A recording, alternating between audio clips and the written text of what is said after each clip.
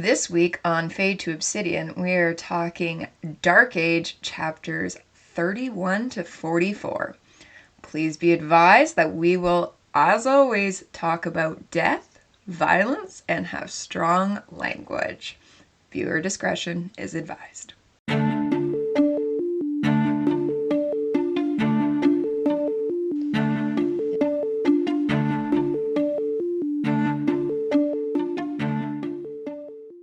Welcome everybody to Fade to Obsidian. I am Skipper, joined as always by Crescent, and joined often by Salem.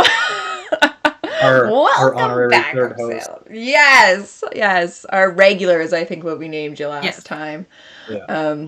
Welcome back mid-book. You've never been mid-book before. Yeah, this is must be weird for you. Well, Dark Age is pretty long, so. Yeah, that's true. Yeah. Yeah, we are doing There's a lot going on. so much happening. So much in these chunks. This is, I think, a big chunk. Because it is 31 to 44. Mm-hmm. To 44. So we are kicking it off with what is probably the second most traumatic chapter in the whole book, and then we're gonna follow through as we have been with all the different POVs. 5 POVs now. Yeah. To take us home. Technically in this section. Yeah. Yes, technically. But we do get, Mustang gets one, but it's a big one. Mm-hmm. Lyria gets one, which is kind of more of a setting the scene one. And then the other 3 get a good chunk.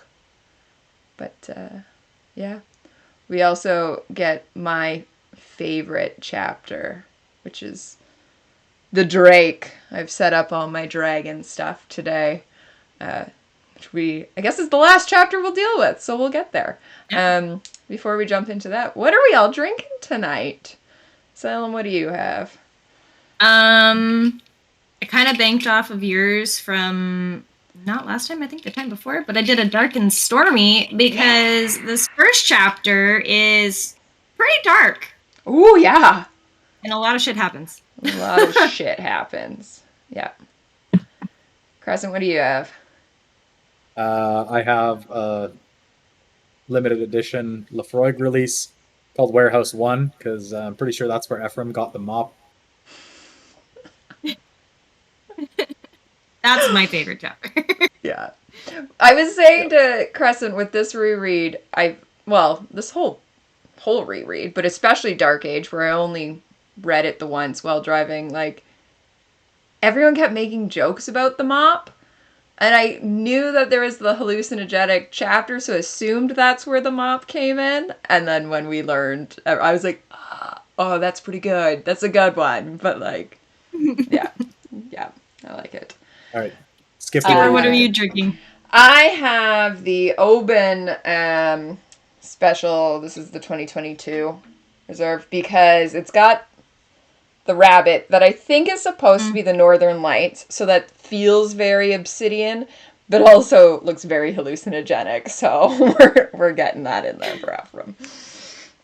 Yeah. I mean, like, they do talk about the sun death being very beautiful. Yeah, beautiful for what does Xenophon say? Something about the warrior spirit. Mm-hmm. Yeah. And I'm definitely imagining that as like a Northern Lights-esque display. For sure. Yep. That would be an interesting thing to know, whether or not other planets get the Northern Lights like we do. I mean, it's just solar flares, so you would assume. And technically we get the Northern and the Southern, but the Northern just comes out brighter on Earth. So it would be interesting to know whether or not the Obsidians do get to see their own version of the Aurora Borealis. Because, Crescent, you must see it often. Yeah, almost probably 4 or 5 times a year. Wow. And that's like without trying? Without trying, yeah. every once in a while will get a thing that'll be like, oh, they're in the area, but I'm in such a light polluted area, you would have to go so far out, and then it's like you have a 5% chance of seeing them. So I have never seen the Northern Lights. Salem, have you seen them? Yeah. I saw them almost on accident once. Because I am more north than you, Skipper. So, it was like I was a kid and we were driving home late one night from visiting somebody, and literally you just look off to the one side and it was just green. I was like, oh, but we're not quite like that. Was probably a very lucky chance because I don't think we're up high enough to be able to see them. I know sometimes we get like notices saying like, oh, you could see them, but then, you know, it's Washington, so it's cloudy. You never see them. Oh, yeah, that's true. What elevation are you guys at, Salem? Well, it's weird because so where I'm at, it's water, so it's the ocean. So it's 0, but then my neighborhood's kind of up in the hills a little bit. So, I mean, it's not crazy elevation. But. Right. Yeah. Well, Crescent, who knows? When you get to the middle of the country, you could be below sea level for all we know. No, you're above? We're like, I can't remember if it's 1,600. It's like 510 meters. Is your watch telling you that? Is that why you just looked at your watch? You've got like a smartwatch. I was like, that's very bizarre. Yeah, it's got all the data and stuff around it. Huh. It's a sport watch. I have no idea. I would assume I'm close to 0 because of the Great Lakes, and I'm on the bottom half of the Niagara Falls. But like Lake Erie is above Lake Ontario. So I have no idea where I sit, but it can't be that far up just because you get the St. Lawrence into... Are you both Googling right now? Yes. The important things. What is my sea level? You're less than Crescent. You're 251 121 feet. Meters. Yeah. Yeah. Yeah, because, the St. What Lawrence... did you look up, Salem? I just looked up Toronto. Oh, I did Hamilton. Ooh. I wasn't going to look up Skipper's direct location. I am in a valley. Yeah. There you go. That's fun. But yeah, so I feel like we're all slowly not wanting to talk about this first chapter. Slowly putting it off. It's a big one. I'm going to just dive right in. Yeah. So the first chapter of this section is the big one. We just came off of Kavix's wonderful little speech to Mustang, telling her that he's proud of her and that she deserves this, and that if she's going to get the vote, that she really does deserve that all this hard work is paid off. And then we get the Day of Red Doves. Which... One quick thought here. Mm-hmm. So the Ash Lord says, no, it was somebody closer to you. And Kavix says, no, I'm not coming. But you deserve this. Oh my God! What are you saying? No! No! There was a lot of people in the den who were saying that Daxo, that they were mistrusting of Daxo until his death. Spoiler for the next 5 minutes. We're gonna get there. But a lot of people in the den, which I feel like maybe I just have blind trust of the Telemanuses that I never would have thought of Daxo, and especially because you're also seeing, and we can get into this after, you're watching Daxo and Thraxa, and the two different ones being the right-hand man to Mustang and, or not necessarily right-hand man, but the sounding board to Mustang and the Reaper, but... designated therapy. Yeah, but then, all these people are like, oh, I totally didn't trust Daxo, and I'm like, screw you guys. I'm insulted by that. I am insulted by that. I think, so the point that we all kind of made is that a couple of chapters previous, Mustang was describing him as a shark. And then you bringing up him and Thraxa or I think it's Theodora, because Theodora is the one that kept the oracle. Yes. And so I think that's another moment of like, oh, we're going to go beyond and trust everything for you guys. Like, do what we need to protect you guys. Yeah.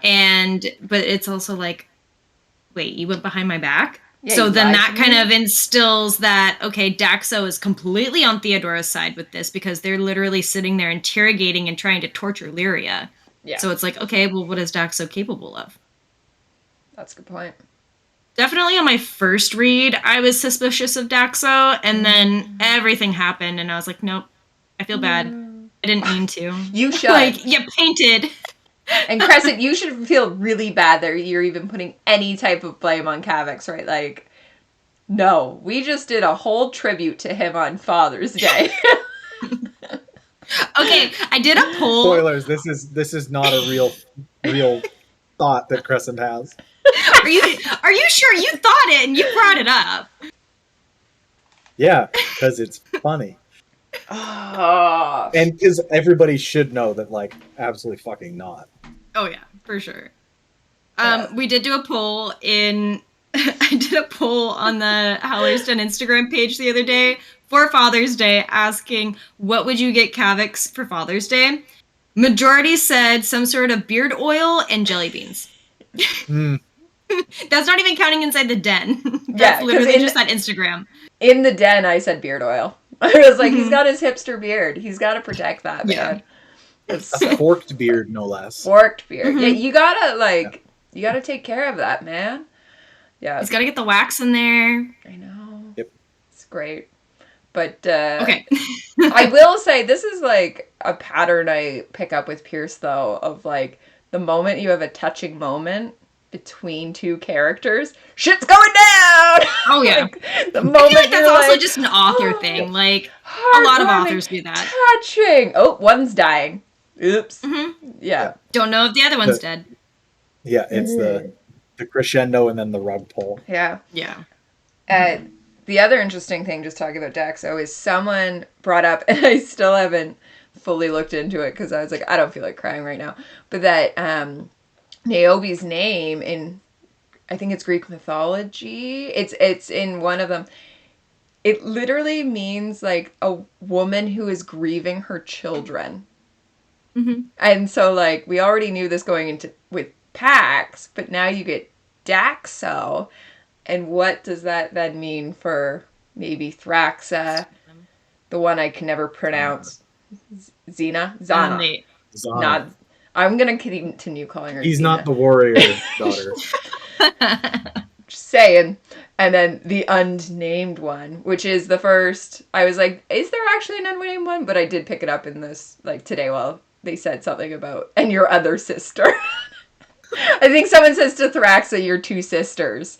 So you're like, all right. Really? You can't even name them? He's run out of X names at this point. Pierce is like, I got nothing else that starts with X. We're just never bringing her into the book. Well, I mean, Thraxa, Daxo, Pax, Cavex, none of those start with X. No, but they all have an X. I'm waiting for, like, Max. We're going to just bring in, like, Maxine. It's the equivalent. It's the equivalent of Paul. Yeah. In Dune. Yeah. Yeah, we're just gonna get some, like, and then, no, we already have an Alexander who's not related. I'm, like, trying to think of other X names. But, yeah. Xavier, is that what you said? Yep. Yeah. Well, no, I said Xavier. Yeah. Xavier. But, yeah, so that's, it's so heartbreaking. So, okay, so we've jumped into them being dead. We should probably go back and we get the dramatic. Preface. Yeah, we get kind of that, at this point, we know that she should, in theory, win the vote. We've got Dancer on her side. We've got, a good chunk of the Senate on her side. And then it just all crumbles away. Yeah.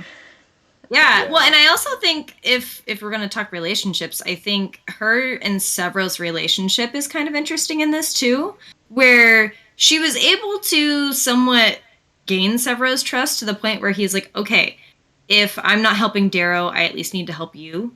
Mm-hmm. And now he's off doing recon for her. Yeah. So Severo is not there. Right. She sends him into the tunnels or something. No, she sends him to Old Tokyo. Yeah. Oh, right. And right. I think this is the hit on the Syndicate Queen. Like, I think that's what the mission is. Yeah. They don't specifically say, but I think they don't ever say that that's what this is. Interesting. And then obviously, like, where there's the Queen, there's Bone Riders. Mm-hmm. Yeah. Mm-hmm. Yeah, because when Severo, everything's starting to go to shit, and Severo calls her and has really shitty signal, and he's pretty much trying to be like, there's shit going down in Old Tokyo, like, there's more stuff happening, and she's trying to process it the whole entire way. And it's... I talked a lot about this with Mole, and he, like, the way that Mustang comprehends stuff versus the way Darrow comprehends stuff is really interesting, and how that sets their characters apart. Because I feel like in this situation, Darrow would have been like, oh, this is happening, I need to react now. And Mustang had more of the puzzle pieces, and she was more like, okay, I need to put this whole puzzle together before I act on it, before I know what to do. Yeah. Yeah. So as Severo was trying to communicate with her, and she's trying to keep a straight face because she's trying to also figure out what he's saying, Dancer starts hiccuping. Yeah. And so do all of the other Vox behind him start hiccuping. And then pure pandemonium happens. Mm-hmm. And pretty much all of the Vox, like, I explode. I guess. Like, yeah, their insides become their outsides. Yeah, pretty much. And they pretty much just drop to the floor, and Publius just steps forward. Publius. Yeah.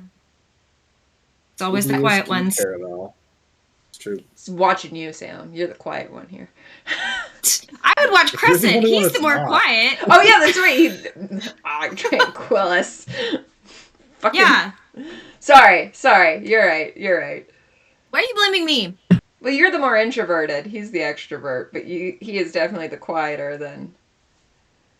Yeah. Watch us both. It's fine. Yeah. Just not me. I'm too loud. I just can't wait for them to go like this. I'll actually have to pay attention to you guys and not look at me the whole time this time. Good luck with that.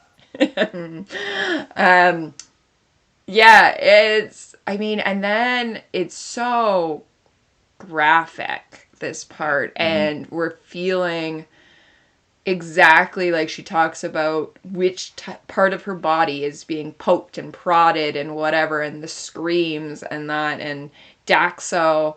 I love the idea of him wielding the scepter, of just taking everyone out, and then he can't. He missed the point. Even before that, so we see how much Daxo is willing to put, like, even before he dies for Virginia. Yeah. It shows how much he's willing to put his life on the line to protect her. He's trying to hold this door up. It's like not even a telemonist can do that. Well, and like his shoulders popping out of its socket. Well, and to give and then he's just like, no, I'm gonna stick, because like she wouldn't have had time to get out. And he's like, okay, well then I'm not going either. Yeah, because she tries to tell him to leave.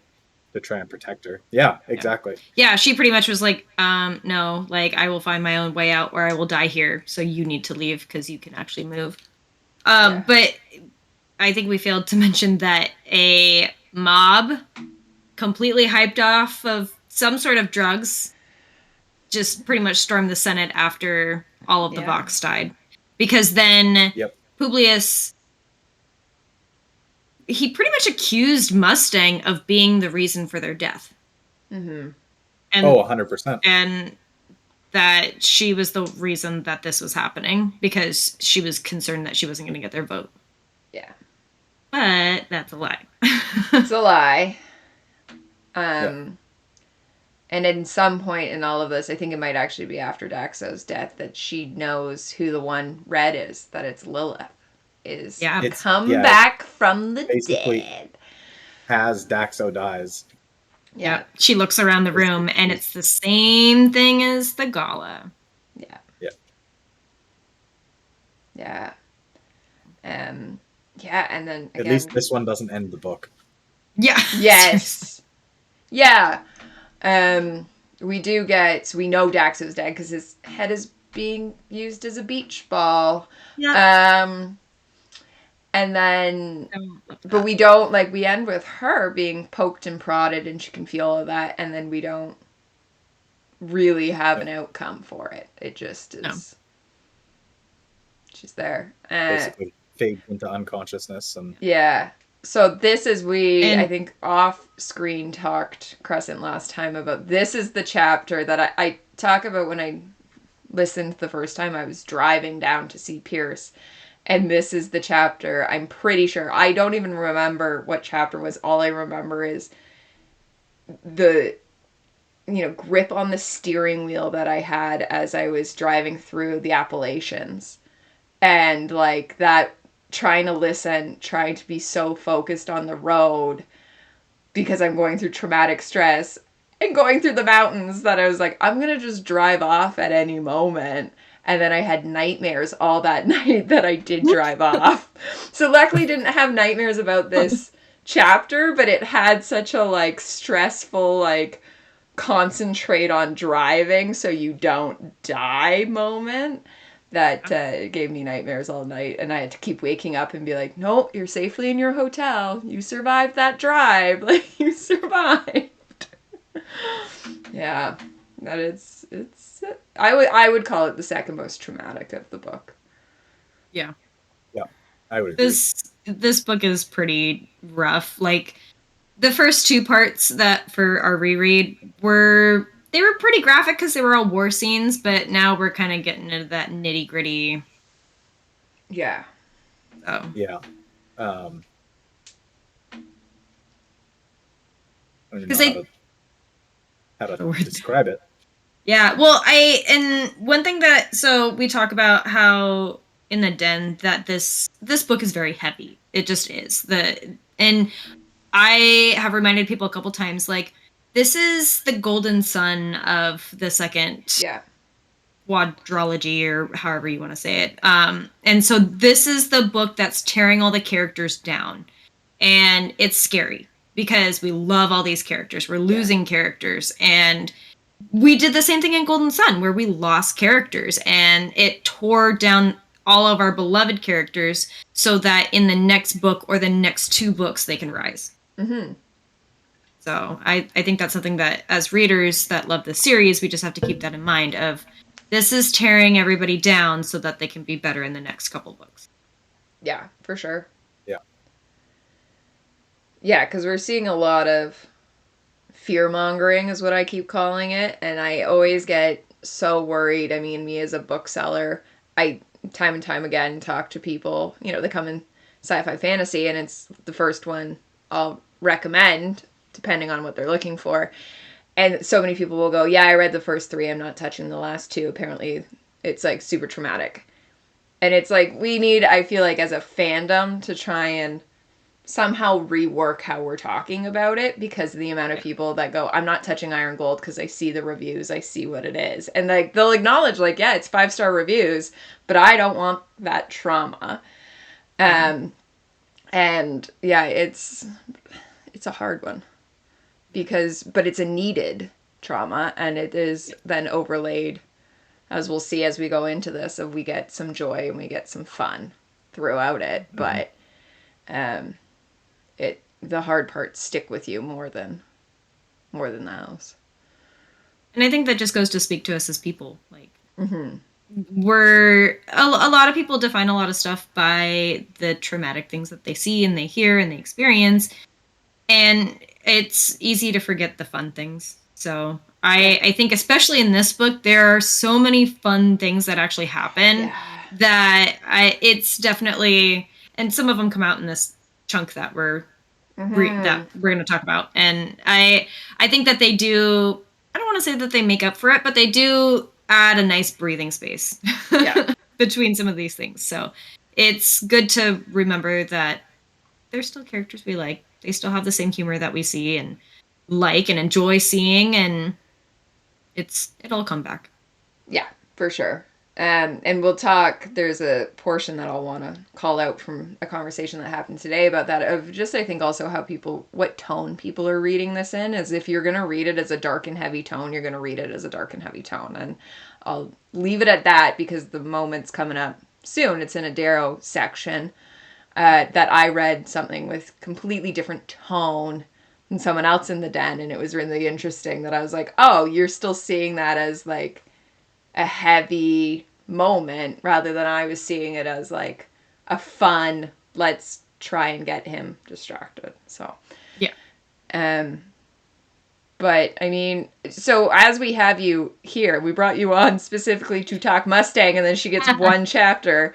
Why don't we talk Mustang leading up to this point, just because we have you here and you're our resident Mustang expert? How are you feeling that we get the Mustang point of view and, you know, what we've seen at this point? That might, you know, now we might be out of a Mustang point of view. Who knows? Yeah, who knows at this point? God, I feel like no character is safe. Like, I know we talked about don't fearmonger, but like, and I think that's with these stories is that no character is safe. You don't know. Yeah. Like, Pierce notoriously pulled from a hat once or twice a name and worked it into the story. Like, nobody's safe. When I first read it, so when I first read Dark Age, I had heard that it was pretty heavy. I had gone and I'd seen Pierce prior to reading it because he did a Seattle book tour, like, I don't know, 2 days after it released.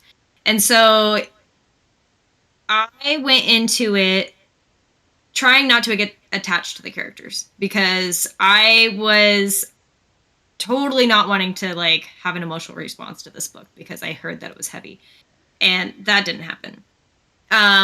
But I feel like I wasn't devastated, probably because I was so early into this book. Like, we're 3 parts in and we're still only halfway. So yeah. I feel like the first time I read it, I wasn't devastated. This time it was way more emotional, just especially with Daxo and Kavix and everything and the build up to that. And because I feel like I connect to Mustang on like a personal level, being able to read her thoughts and then have this experience and be like, oh shit, like that's kind of what I would do. Yeah. Like that, and almost, and it's not like she froze because she did try and fight stuff off, but like being that kind of person that, because we don't really see Mustang do a lot of fighting, like physical fighting. And so this moment where she's like trying to fend off a mob and get to Daxo and help Daxo and get him out of there, it goes to show that not everybody has combat skills. Yeah. Which I thought was really interesting to kind of see that tone in comparison. I really liked seeing inside her brain. I think for me, she became one of my favorite characters because of this book. I did like her in the other ones, but it was all, I don't want to say surface level because it's Darrow. And he's obsessed with his hands more than he probably is with anything else. So in comparison, it's not like he's thinking about Virginia or Mustang the entire time he's thinking. But being able to kind of see inside her brain, especially the first time I read this, I was like, oh, that's kind of how I think. Oh, that's like a thought process that I've had before, which was just kind of weird on a personal level. So I don't know. I'm holding out hope that she sticks around. But yeah, we'll see. Yeah, for sure. Yeah, I always enjoy her point of view. We had the discussion that well, I guess Lyria, I'm sure, has in the Iron Gold female to female conversations, but this is Dark Ages when you actually break the Bechdel test and you get to have her having full conversations that is female to female, not about men. And so you get that great women empowerment moment. Yeah. Yeah. Especially that moment, like, that moment of, I mean, granted, that was back in Iron Gold, but that moment where she does storm in and, like, pretty much takes over whatever they were trying to do with Lyria. And she's just like, are you fucking kidding me? I told you not to do this. This is so disrespectful. And it's that way that she just comes in with that power is really cool. Yeah, for sure. Yeah, she's such a good character of just, and we see the weight she carries in this society, that she is the most powerful well, in theory, the most powerful person, but the smartest, the wisest, and can carry that in such a great manner. I think it's interesting too how she, and you might also consider, like, think about this too, Skipper, like how she splits her home life from her work life. Yeah. She's the Sovereign one time and she's Mustang in another. And I feel like from customer service experience, my customer service persona is a completely different person. Like, I am not that person. Yeah. I will be that person if I have to be, but I am not that person. Yes. And I feel like that's kind of what she does. And she has to compartmentalize that in order to have some semblance of actual normal life with Darrow when he is around, because she is working with her husband. I mean, you're not supposed to work where you get your bread and butter. Like, it's one of those where she has to find so that she can still have a lasting relationship with Darrow. Yeah, for sure. And it's always, I mean, Crescent made the discussion about the Mustang and Darrow, Sovereign and the Reaper.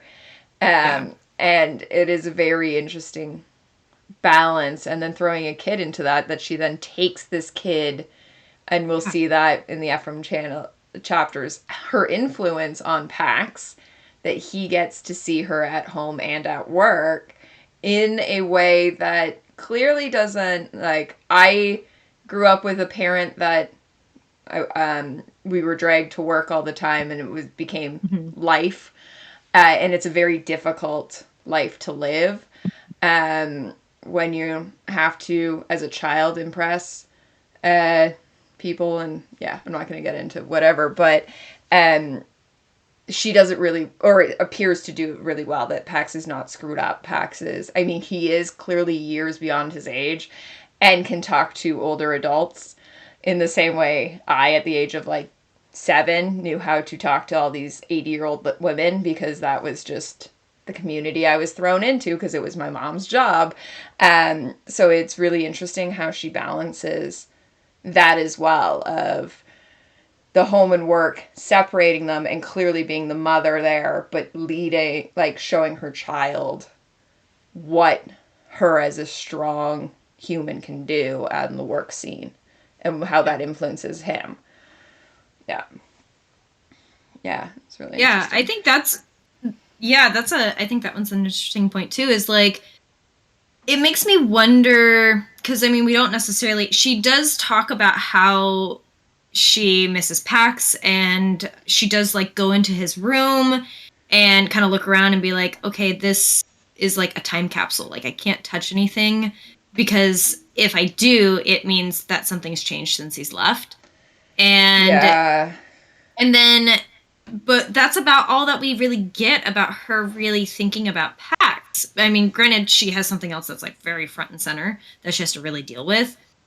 And she knows Victra is going to go and try and find the kids. And she knows all of Seffi's moves at this point, and as to why she has the kids.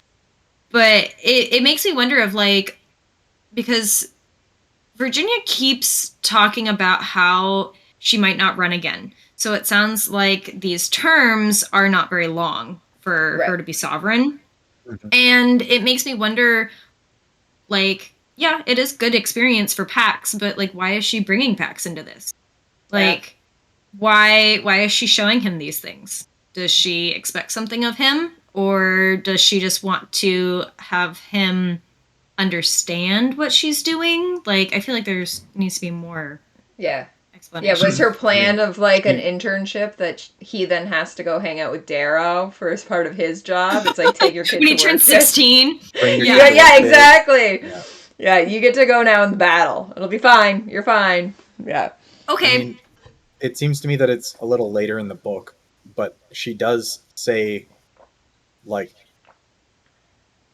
basically that she raised him as an ally, as her ally.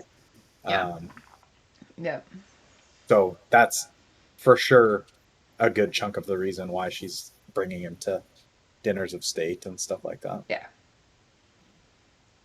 Which that is also similar to like what I had as a upbringing in childhood, is like parents bring you everywhere. I was an only child, so it's like for me it was like, okay, come on, you don't have any siblings to go hang out with, so you get to come hang out with me. Yeah. Which is actually kind of similar to Pat. Well, I mean, he has like Electra and whatnot, but I do feel like they're off doing other things when he's not. Yeah, doing feral child shit. Yeah, he's not allowed to be the feral child that Electra is. Fucking hell. Yep. Well, from Mustang, should we move on to her dear grieving husband at this point? Yes. Yeah. We pick up. Yeah, I'm pretty sure the first chapter is Darrow's talk with Atalantia, in which he learns that, and the assumption is that Mustang is dead, and her provisions are not coming. Yes. And the provisions are not coming. The backup is not coming. And yeah, it's just that very interesting. He calls back a lot to, he's already lost one wife and now he's losing another. And he even talks about too, where he's going through all his self-reflection and everything, and his grievance, but I think he even kind of talks about how like he mourned for Io, but losing Mustang is a completely different concept for him. Yeah. Like it's a different kind of relationship. Yeah. Than what he had with Io. Well, and he had his relationship with Io, like, sure, from the time they were young until the time they got married, but like his actual marriage to Io was so like short. 6 months or something versus 10 years at this point, plus the 3 or whatever. 3.5, whatever. That it's a whole other, it totally rocks him. And I mean, it is though interesting then that he makes the call that he does of handing it over to the council, and you know what, you decide. Like it's one of the, I would say, first logical where he's just like, I'm hands that up. he does. That he just. He had a heart attack. He lost his wife. And he's like, nah, I'm old man. Yeah, he's like, nah, I'm done. Like, I'm losing all my shit. Yeah. You guys can decide now. Well, and honestly, like, if Darrow makes the decision at that point, the army dies. Like, oh yeah. There's no way he's not going full Reaper after that. No. Because now he's lost everything, so what is he going to do? Yeah. He already thought he was going to die on Mercury, so. Yeah. It's difficult. And the interesting, though, talk about relationships at this point is we go back to the Thraxa-Daxo, where we get Thraxa and Darrow's conversation of him trying to comfort her, because it's that at least he's realizing that a lot of people don't when they're in grief of someone else's grieving. It becomes a very self-centered moment, And he at least has that ability to go, yes, I am grieving my wife, but my support system, my right-hand man, other than Rona is kicking around somewhere, is Thraxa, who, is grieving her brother, and that is a very close-knit family. Her father. And possibly her father, that we don't know what's happening with Kavix. We learn at some point that Niobe is launching something. So Niobe is still alive, but we don't... She's all mad. Well, and I think at that point, too, like, I don't know that they necessarily... Because, like, nobody's told them about Kavix.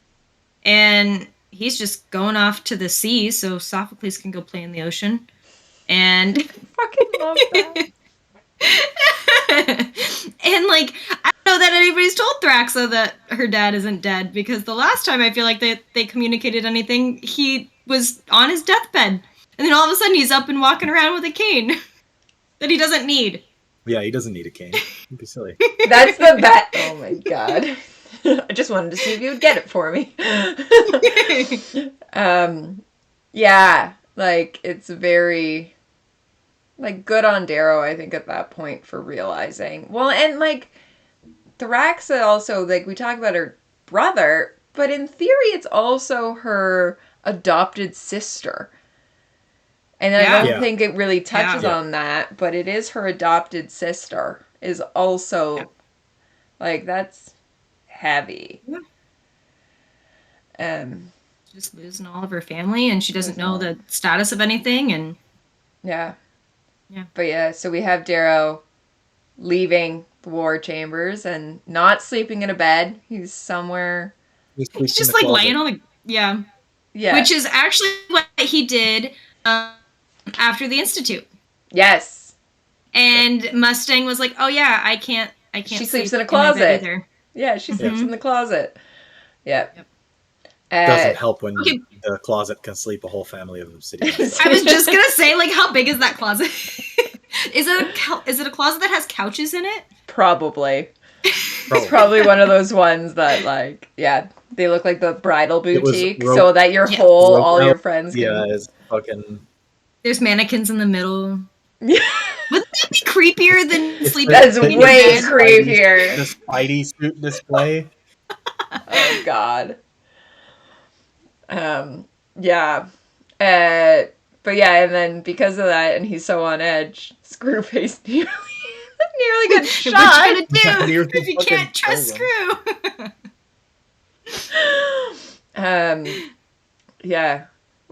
So this is the moment kind of hope, and what I mentioned earlier is, Screwface comes and gets him and says, I have to show you something.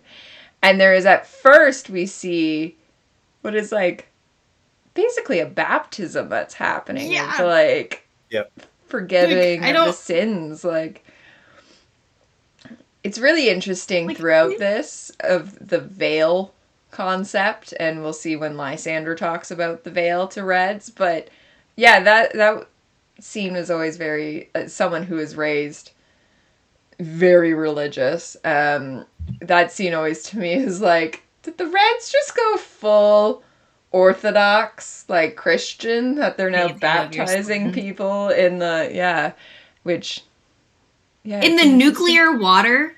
Like, like, are we gonna talk about that? You're already having an issue with like anti-rads. Like, here, let's just go bathe in the ocean. Is already dropping boxes of dead cats on the table. Also, what is with that? Parnassus is just melodramatic. Obviously. Oh, God. Yep. But they then... So they go, okay, he's not gonna get his, like, sins forgiven or whatever.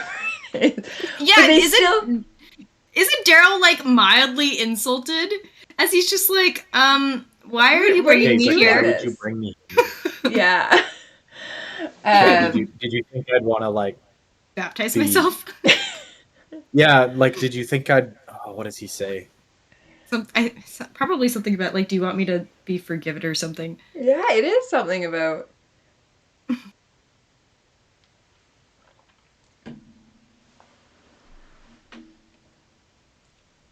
found some unicorn glitter. Of course you did. Is it on your own carpet though? Yeah. Yeah, he said. Salem's got a whole thing about not my glitter, not my carpet. Not my carpet, not my problem. Yeah, and so then just sends all of us glitter bombs, essentially. It's on her carpet. At least she hasn't now. spring-loaded them yet. Not yet. I'm waiting for it. Mine pretty much was, because it ended up on my cat, so then it was everywhere. I literally just sent Scarlett an envelope of glitter. There's nothing in it. It was just an envelope of glitter with a note. Oh yeah, because she got offended that she didn't get glitter. Yeah. Okay, Crescent. Anyway, going on. So he gets mad at Screwface. He's like, what was that? And Screwface says, I thought, and Daryl just immediately cuts him off, that I wanted to have a Holy Communion. You think those men need to see their imperator begging for forgiveness? Yeah. He's like, no, but I thought maybe you needed it. What I need is to be left alone. Yeah. Yeah, it's a hard... But then immediately after is the part that I thought was filled with Screwface trying to help. And I think this whole chapter is Screwface trying to help. Yes, totally. Is we get trying to be a good friend. Yeah, the provisions have landed. And immediately, like, all the fish are dead. And the water is bath water. Which, that was a whole discussion today. That they're like, so the fish are dead, but they're still swimming. And I was like, I feel like the fish died. The water cooled. To be bath or it's radiation. It's or it's just because it says it was flash boiled. Because those obelisks they just literally would be super hot from their entry. Mm-hmm. They would hit the water, flash boil the fish, and then cool. But it's an ocean of water. Yeah. So it's not gonna stay hot. No. Yeah. It would be warmer near them for sure. Yeah, because then they jump in and say it's bath water. Degree. Yeah. Yeah. Yeah, so they're swimming out in it. But this is the interesting issue that me and Cashew had where we were going through of how it doesn't make sense. And I was like, no, the water's cooled so they can swim. But yeah, the radiation's a whole other thing. We didn't even get into that. We just got into the fact that they're not boiling to death. But I took that as because then him and Screwface, they swim out. And then they're climbing up them, and you get the scene of, and it's really funny because all this week Pierce keeps just posting pictures of him rock climbing. And, Darrow comments so jealous. Screwface, hanging on with 2 fingers. And all of that, I didn't ever take it that they were actually trying to get the provisions. Because then Cashew's like, well, then they have to go back and wait with everybody else. But I just took it as Screw and Darrow being like, you know what?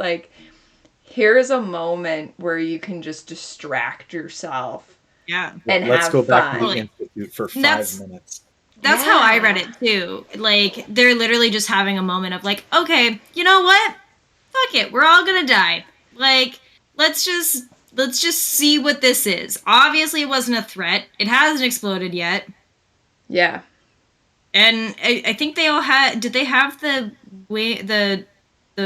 winged heel of Quicksilver on it? Yeah. So they know it's for them, and that it is. I think they pretty quickly realize it's their provisions, and that and then they have bomb teams look it over and stuff. Yeah. And then they pull it out and open it up. Yeah, but I just love that imagery of him and Screwface. Yeah, as you say, back at the Institute. They're 16 years old again. They're just having their fun. Screw's showing off. Yeah, hanging off by 2 fingers while Darrow's still absolutely exhausted from the shit he went through. And they're just playing around.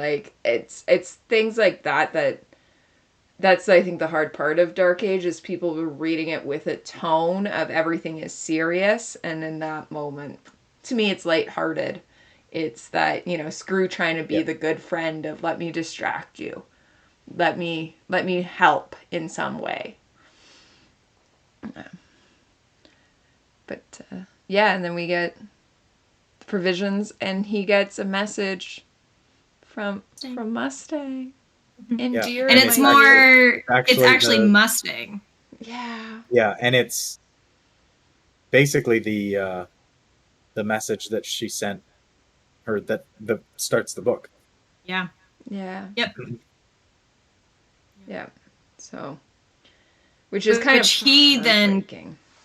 Yeah. Well, and he then even takes that moment. Like I like that description of where he's watching the video and she just says, "Low husband." And he just pauses it and he's just like, that, like, I am the only thing that's on her mind in that sentence. Like, I will cherish that. And he probably goes back and watches that over and over again. Oh, I bet you. So, how much do you... watches him watching the Aunt V. Yes. Yeah.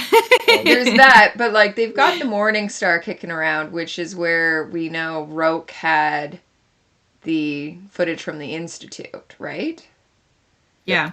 Do we think he is then pairing up every time he's spliced them together? So it goes, low Mars, low husband. like probably.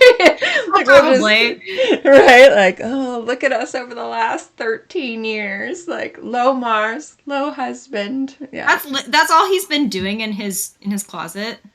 Mm-hmm. The entire time. He's just been rewatching and splicing videos. I was going to say, he's making fan cuts, like shipping videos of themselves. Yeah. This is just for Crescent, but what's the song from Community? The episode where they reflect on how they all, depending on what looks you're giving, and it's like a Sarah Bareilles. It started, if you don't know Community... It was because on YouTube, everyone was using this one song to slice together the, like, ships. And, like, oh, this character and this character and this character and this character. And then they ended up using it in the show to, like, mock. Bareilles. Yeah. So then they used it in the show to, like, mock that any long stare or glance off can be seen as, like, and I just imagine him at the Institute from the moment they met, like, slicing these together to that song, being like, oh, yes, that one lingering stare. He's such a hopeless romantic. Like, he is. Hopeless indeed. Yes. He got really lucky that, like, the two girls he hit on liked him back. Let's just be serious here. It's not usually how this works out. And actively pursued him. And then the third one that he never even, like, had an interest, Victra, also actively pursued. It's more okay. Than actively. I think it's one of those where he probably doesn't even notice when people are interested in him. Yeah. Like, I think it's when... Can't see them past the hands. You have to be absolutely blunt and blatant about anything that you do with him. Yes. There was a joke we've been talking about how Electra is only 9 in this, and we'll get in later how she does not act like a 9-year-old. But someone brought up, like, for all we know, Victra was 9 months pregnant at the end of Morning Star. Darrow just didn't even know it. Yeah. Because I made the comment on podcast, she might have been pregnant but wasn't showing, and someone's like, it's fucking Darrow. For all we know, she was, like, busting at the seams. And he just was so blind. He was just like, I guess we're going into battle. And Victra would have gone into battle 9 months pregnant. We know that. So for all we know, she already had her maternity armor. Darrow didn't bother to notice. Yeah, she's busting it back out for getting the kids back. Yeah. Like, oh my god. I still fit into this old stuff. Yeah, look at me go.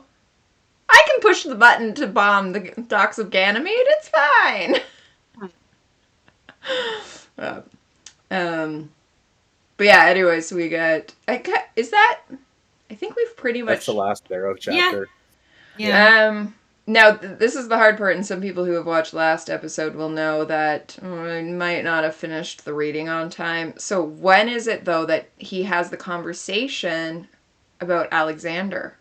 Because that is somewhere in this section, that they believe Alexander at this point is dead, and I just feel like we should touch on that. I made a note. Because of especially the relationship between Alexander and Rona. Oh, that was... Okay, so that was right before Atlantia. Okay. So that's got to be chapter 32. Yes, chapter 32. They have... I made good notes this time. Proud of you. We have the... I don't we make have notes, the funeral. So. I forgot we have we have the funeral and Orion's body coming back. Yeah. Calloway is like beating himself up over it. Well, yeah, dude, you fucking did her test wrong. Lied on it. Yep. He missed it. He'll never see it. Never happened. Until you put it in the episode. You don't watch the episodes. I'm fully aware of this. I might now. It's my first ever bottle lick. How dare you do it while I'm looking for something? Learn to pay attention to me. You do it all the time, Crescent. You do it all the time when other people are doing things. Yeah. Yeah, but I always do it.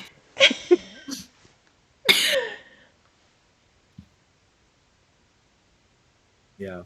Yeah, that's in chapter 32 where they Rona and Darrow talk about Alexander. 83,426 souls. Which Darrow did not think he was going to get out of 1,000. So, like, yeah. Kudos to Alex on that one. Like, talk about honor.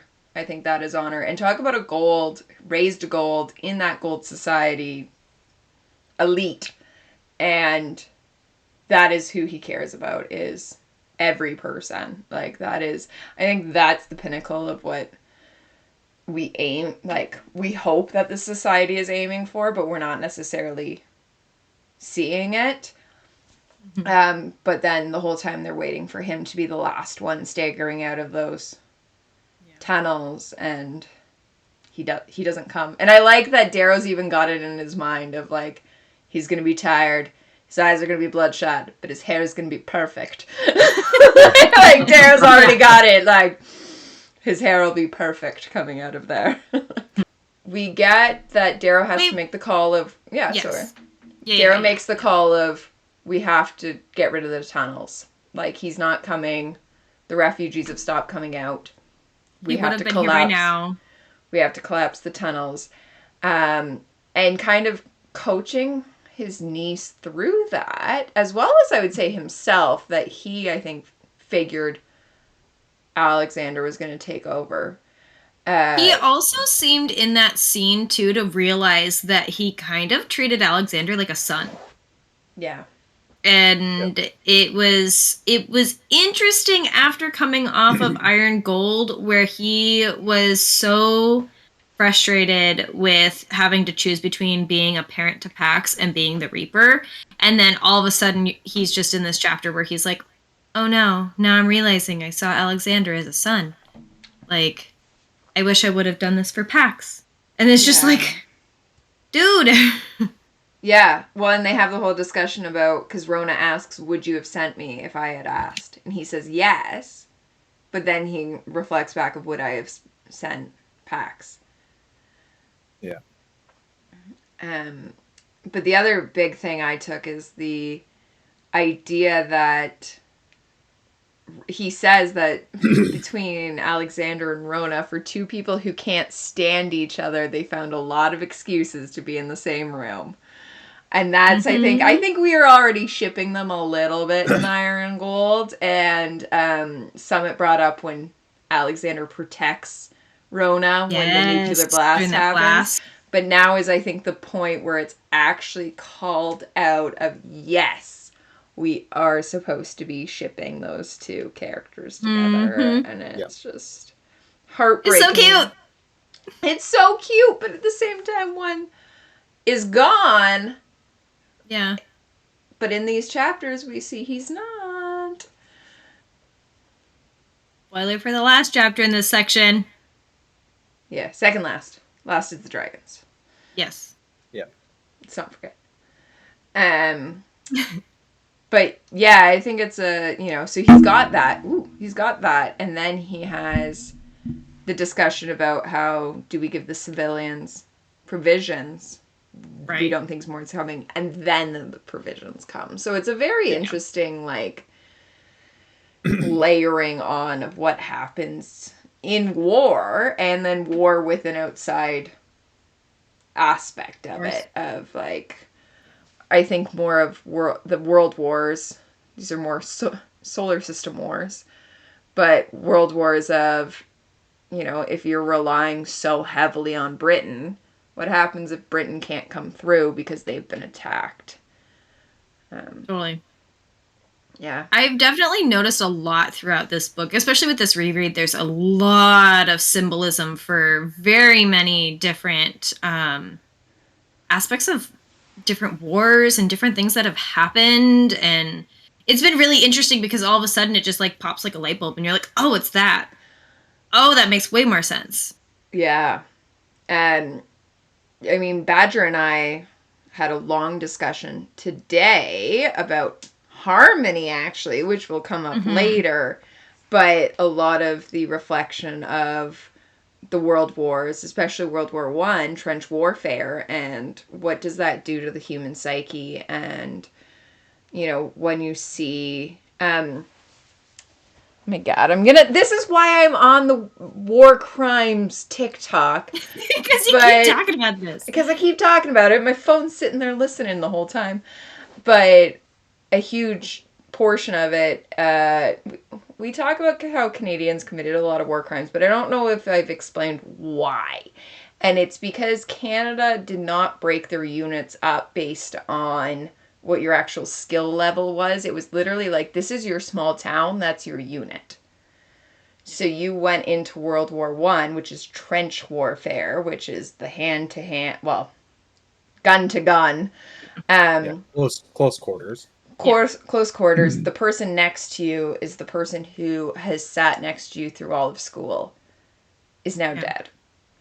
And so why that took such a toll, that in World War II, they learned to break up the Canadians in a different manner so that they did not go full war crime until Normandy, where they then reassigned people so that you were next to, and they used it against them. But that's what we're seeing here is like, if you've lost it all, if you are, any of the people, if you're the Rat Legion and you love these people to this aspect, if you're one of the Howlers, especially Pegasus Legion, and you love these people throughout this, Screwface and Darrow and Rona, or like Darrow and Alex, like the moment you lose one of those people, your entire psyche changes. And we're not seeing that as much from Lysander, who we'll see in a moment, just because he's been so separated. There is a little bit when we get to him and Kalendora. But on Darrow's side, these are people who are properly bonded. And then you lose members of your unit, and your psyche's going to go. Like, you're not going to have the logic, you're not going to have the morals, and you're going to, be thinking in a different manner. So, yeah, it's an interesting... Yeah, I mean, Pierce is such a student of military history, military strategic, like, everything, that it's so fascinating to me. But that's always the part I've picked up, just because that's what I study as well, is I do British history, which you can't study the British without studying some war crimes. Yep. I just would like to state, though, I am a student of war crimes. I'm not planning on committing war crimes. Do not put me on the no-fly list. I'm still very concerned about that one. Yeah. Yeah. Okay, disclaimer. Disclaimer. I know it was all wrong. I do not plan on doing it. Skipper is a student. I'm a student. I know it's wrong. I apologize for all of my ancestors' actions, all of my heritage's actions. Don't put me on the no-fly list. Thank you very much. I'm not going to commit them. Yeah. But with that, should we go on to the enemy, which is Lysander? Yep. No, but yes. But we get, at this point, battle from the other side, which is very interesting because Lysander is out somewhere in the desert. It's wandering. Yeah, I think being all melted. Yeah. This section really solidified why I dislike Lysander. Ooh, interesting! Because the end of this section, there was aspects of it that I was like, you're a pretty good dude. I think at the end of this section when he changes his mind. Okay. Yeah. So. Yeah. Yeah. And we also see his mind's eye. So let's give him credit for that. So that was kind of interesting to see. And it kind of ties into his relationship to Octavia, where he's out doing his thing. They're trying to ration all their food and water and whatnot, and they come up to this shipwreck, and there's a hole for a hydra, and which is a carved creature. I think is it a snake? Like, is it legit like a little mini hydra? I assume it's mini because how small they're talking. Is it really what's in that book though? Yeah. Hold on. Yeah. Well, yeah, because I imagine it like the size of like a large dog. If it's able to hide in a hole that he had to dig out. Yeah. Yeah. If it's a but that is what the Hydra looks like. It's the multi, and every time you're supposed to cut one off, multiple come. Who knows if the carvers have made. I don't know if the carvers have figured it. I don't. That'd be like magic. I don't think that's how that works. No, but it is supposed to be a very multi-headed lizard, essentially. Yeah. And one that's that able will to take you down. Creatures. Yeah. Yeah. Yeah. But yeah, he pretty much they're going along, and he's not very strong because his face is all infected because he's dumb. And I'm just like, the whole time I was trying to figure out, like, first off, they literally see this crash, and they're like, I'm gonna sit right next to this hydra hole, and I'm gonna snack on something. Like, why didn't you go into the crash site? Yep. Because, like, not a lot of smart decisions here. But then a dust storm comes. Yeah. And so they're like, okay, we need to run. And Lysander's like, I can't run because I'm really weak because my face is infected. And this hurts. And so he decides to crawl in the hydra hole. Like... And manages to survive because it's eating something else. Yeah. I guess any fort in a storm. Yeah. Sure, that was probably the smartest decision he could have made at that point if he knew he wasn't going to be able to get out there, because he didn't know that there was a hydra in the hole. Like, they were just like, oh, don't go near it. That's a hydra hole. Yeah. And he crawled in, and like you said, thankfully it was eating something, but... Yeah. Or nothing. I think the one thing, though, previous to this, is that we get that he is not 100% trusting of the people with him. Yes. He knows he can trust Kalendora, but is it Cicero? Did he, though? Yeah. Yeah. Cicero. Yeah. It's Cicero is the one who basically, him and Lysander and Kalendora are like, we'll take watches because he will probably murder you in your sleep. Yeah. Like, it is very interesting that in comparison to Darrow, who is surrounded by those he loves, surrounded by people he trusts, and then trying to be the leader so that those technically on the outside trust him, in comparison to Lysander, who wants to be Darrow, but he won't admit it. Won't admit it. Oh, yeah. But can't trust any of the people around him. He does end up trusting Kalendora, which, like, both Kalendora and Atalantia's, like, weird advances. I don't know, maybe just putting your hand on the small of your back, that, like, me or as a full woman. Mouth kiss that lingers. Well, Atlantia does the full mouth kiss. Definitely, awkward. What the Gross. fuck? That is your mom's best, like, or for Yeah, Atlantia, your best friend's basically son. your Like, aunt. and then, Who's but Calvin. probably, because doesn't he say that she's like 50 years old? Yeah. I mean, I know that's No, not, like, in gold standard, that's not, like, crazy, but, like, he's 20. Yeah. I think she would have been like 40, 41 type age. Yeah. Which, in comparison, like, but Calendora also, and it would be interesting to know if this is me as a woman picking this up, that it's the moment Calendora puts her hand on the small of his back versus, and this is I don't versus, know, like, the middle. Crescent, would you know the difference of putting your hand on the small of your back versus the upper back? Yes. Okay. I don't know. I don't know if it's us being overly aware. Remember, like I'm the one that's here for relationships. You're the one that's here for relationships. Okay. All right. I'm just saying that is like a hyper aware, like, oh, that's rather than like if it's on your upper back, it's a like, I'm here for support. Like, okay, you're move. fine. Yeah. Yeah, exactly. But the smaller back is a like, hi, I'm here. Either that or it is also somewhat more discreet. Yeah. I can't remember exactly the context in which she does it. Yeah, but that's it may true. be just that she's true. Trying to not be Yeah. overt. But you could also go from smaller back to the middle of the back and still be discreet. And kind of like guide along. But it's like, it's that like lower. I don't know. It's weird. I don't like it. They're creepy. It's a lot, yeah. But there can be creepy ladies in the world, and they are two of them. True. Yeah, we're seeing them. And it's your mom's best friends. Maybe your mom and your dad needed some better best friends, is what we're learning of all of this. I think we learned that a little bit in this section, where we're just like, I don't think that they had very good best friends.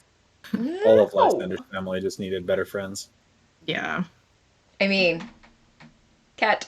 Oh my god, if you knock that over. Where's the sticker?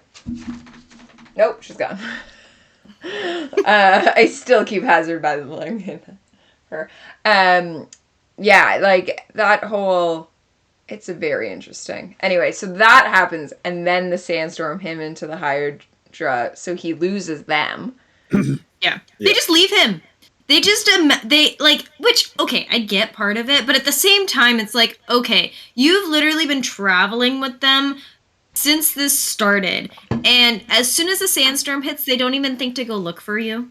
Oh, fuck. They just legit, like, leave you. Welcome to the society.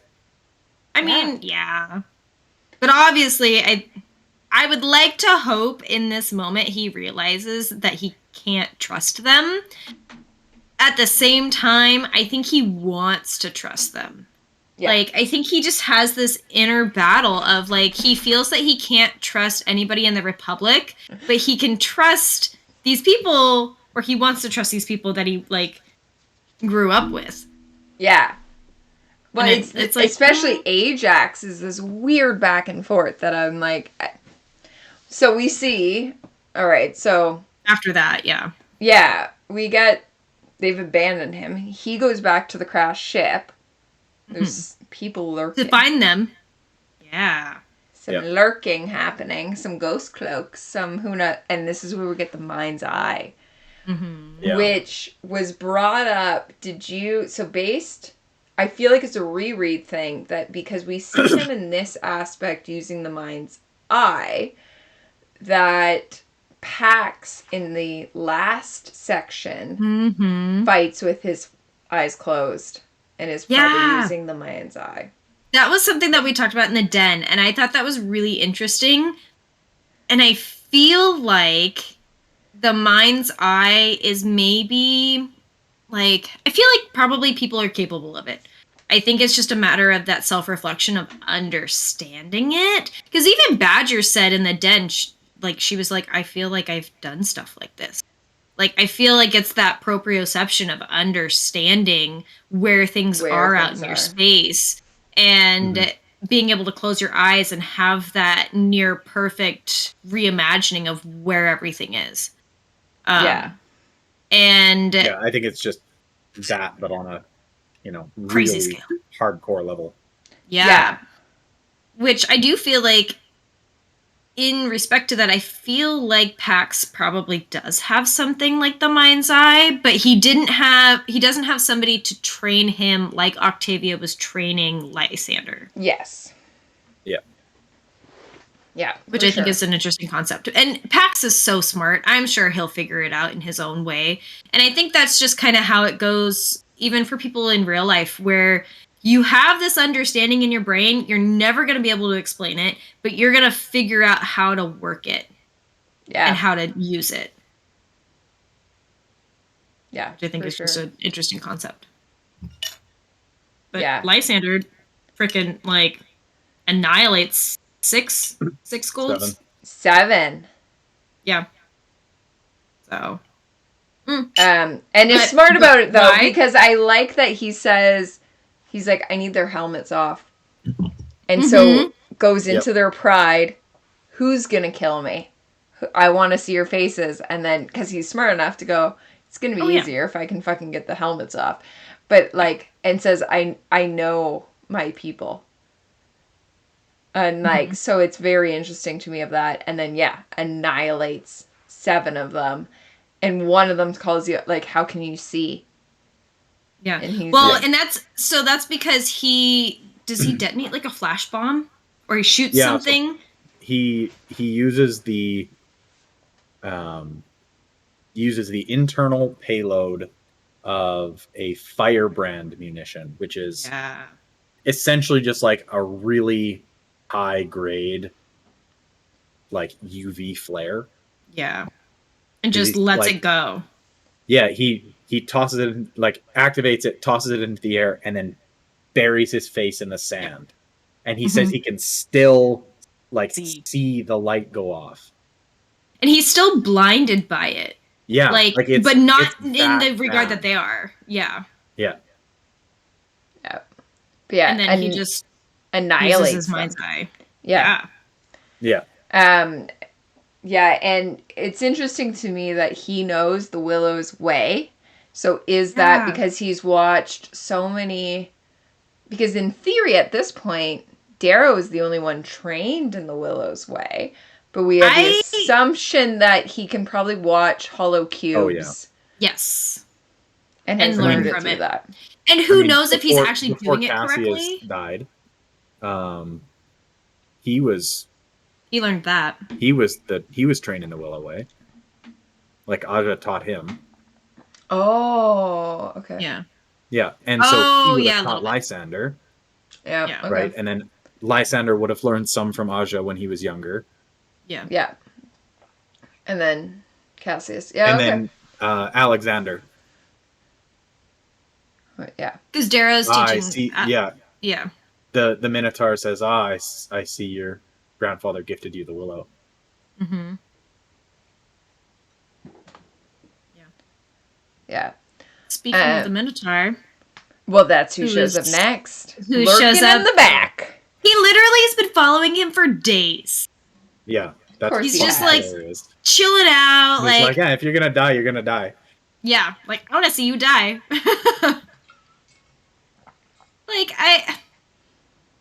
I mean, he has literally no obligation to help him, but it's also like it's almost comical to just be like, you chose to follow him out of all of the people on this planet right now. I feel like the Minotaur, like Apollonius, does what he wants.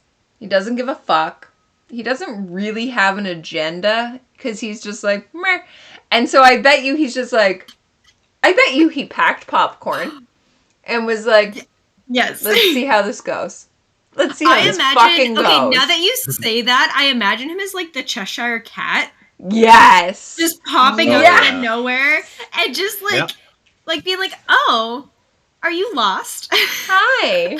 We're all mad here. Oh my god, exactly. We're all mad here. Yeah. Like. Yeah. Yes. Yeah, he's just chilling. He just is like, I'm here for the show. He wants to see the mind's eye. And up to that point, Lysander hasn't showed it to him at all. Yeah. And he knows what's coming. Yeah. And it's like, it's now or never. Like, Yeah. you either do it or die. And yeah. My favorite though. He basically is like, you don't like I can't teach this to you. You're if you don't obligated. understand. Yeah. Yeah. Yeah. My favorite though is then, so he shows up, they have a whole conversation. Lysander refuses to owe him anything, so you're not saving me. So then Lysander goes for the grab boots, and ooh, the grab boots are gone. As Apple floats away. Bye! Yep. Like, as you say, Cheshire Cat, like, I'm here, and I'm gone. Yeah. Yeah. Just fucking Apple. Fucking. Yep. Which again is, this section I totally had forgotten. None of this rang a bell to me. So it was really interesting that I was like, clearly Lysander lives on, but I don't know how. I think at this point when I was reading for the first time, like, I was just so over Lysander, I didn't remember any of this. Like, I did not remember him getting out of the desert. Like, I remember that happening, and then I just blanked on all the rest. It is interesting, though, like, to read it this time and actually, like, think about it. Like, okay, that is kind of interesting, but also it's really showing where your alliance is. For sure. So. And I think that's a big thing of this whole section is how much the Republic... I mean, we just saw an entire coup happen in the Senate. But Darrow's legions, how much they are surrounded him, they are backing him, the support system he has, in comparison to the society is very much out for themselves. Yeah. Like, you would assume that Atalantia would come for Lysander, but like, fuck no. Well, it's better if he's out of the picture. It's better if he's out of the picture. Well, she definitely sees him as a threat because he's a loon. But also that he wasn't in her plan. So it's not like she's going to change her plans to work him into it like he thinks she would. Yeah. And she's just like, no, I don't need you. Like, I've done this for 10 years now. Like, at least 3 from her father. But. Yeah. Yeah. But then we get the very interesting who he stumbles upon after that. So he gets the Reds that this is the honorable moment that one is begging for the veil and he claims. Yep. He's going to give it to him. He kills one. Yep. And then, which I think is interesting in that, so he trucks through the desert, he gets to a jungle, he finally can like drink water and eat, and then he comes to this flooded area, like I imagine it like a valley, and it's like there was a town there. It's Erebos, which we have a library too. Yes. Which, okay, is the Library of Erebos supposed to symbolize the Library of Alexandria? Oh, don't. I will start crying if we bring up the Library of Alexandria. That burns, though. Yeah. Well, because he literally was like, because Lysander was like, oh, like, my grandmother had this commissioned and all of these other things, and, like, now it's gone. So I thought that was kind of interesting. Well, and it's really interesting because if... Oh my God, stop getting... You don't have to talk about this! Stop getting the historian out of me. That the thing that people don't realize with the Library of Alexandria is that was in theory an accident. They meant to burn the docks. They set fire to the port. And so that nobody could follow them out. You're gone. You've set fire to the docks. That's on fire. You don't have your boats anymore. You can't ship people out. But the fire continued back, set to the town, and then the Library of Alexandria. So the Library of Alexandria, which we have lost more thing and recorded, well, the London Archives. That's a whole other thing. Oh, God. You can go today to you have special permission. Take me to the London archives, and I will give you... I have a card that can get you in, and there are certain boxes you look up that will just say, lost to the Blitz. But with the Library of Alexandria, we have lost the entire library. And obviously, we're never giving it back. Which is why we digitalize everything now.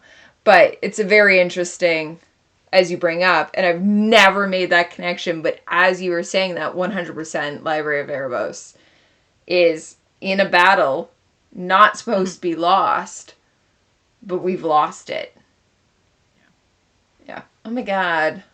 Now I'm gonna cry myself to sleep. Now that's what's gonna be on TikTok tonight, is the light. Yep.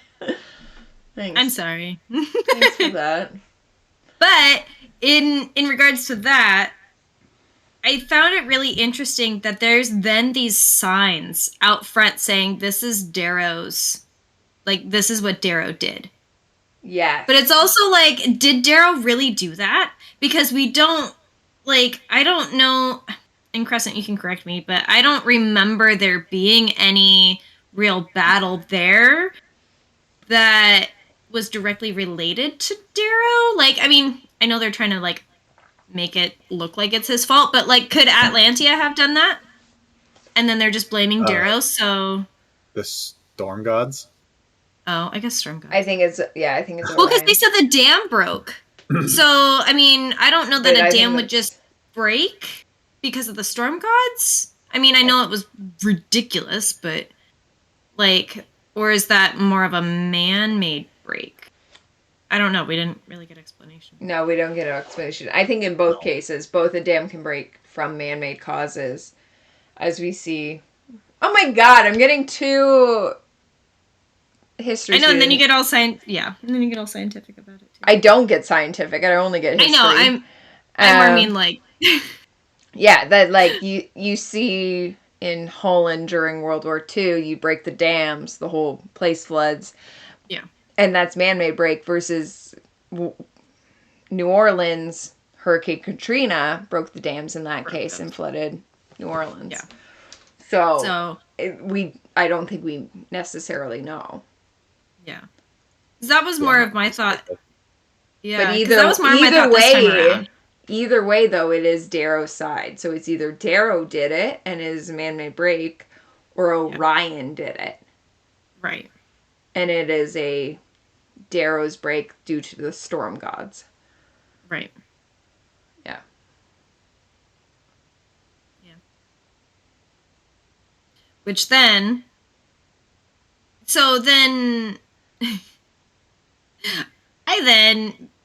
I mean, going back to, like, context of, like, how people read things, I then was questioning whether or not, like, Darrow had done that, like, if it was a result of the Storm Gods, or if Atlantia is setting him up to make everybody on Mercury hate him. And well, I don't think he needs that for that. I don't think he needs that, no. But it's also, like, I don't know, like, trying to paint the villain even worse than they actually 100%. are at this point. And then... At that point, who actually... So then Lysander comes up to the Reds, and they're all on the stakes. So who put the Reds on the stakes? Because I doubt that Darrow put the Reds on the stakes. Oh, 100%. He would not have done that. But the signs say, like, these are Martians all. Yeah. So then... So, like, the Reds on the stakes are Darrow's not people. Mercurian low colors. Yeah. They are Darrow's men. Okay. So, yeah. So they're being punished. So it's okay. So then that means that's more of the the Society side captured Darrow's men, put them on the stakes, and are trying to lay blame on them and set the trap for whoever comes up. Yeah. Yeah. To try and save them. Which he is the one who has mercy, which is more than probably any gold would have on his side. There is no way Ajax is doing that. There's no way Atlantia is doing that. There's no way probably Kalandora is doing that. And... Which I would like to hope is like a Cassius influence, because I really doubt... with the... Yeah. Like, I don't think that Octavia would have taught him to have that kind of compassion. And who knows? I mean, I feel like we do.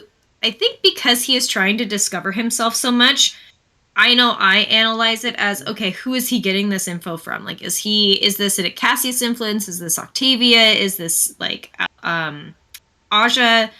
Like, how is he being influenced in this regard? But I mean, he can make his own decisions. He obviously makes his own decisions. Yeah, It's but just he will interesting to never wonder. admit to making a.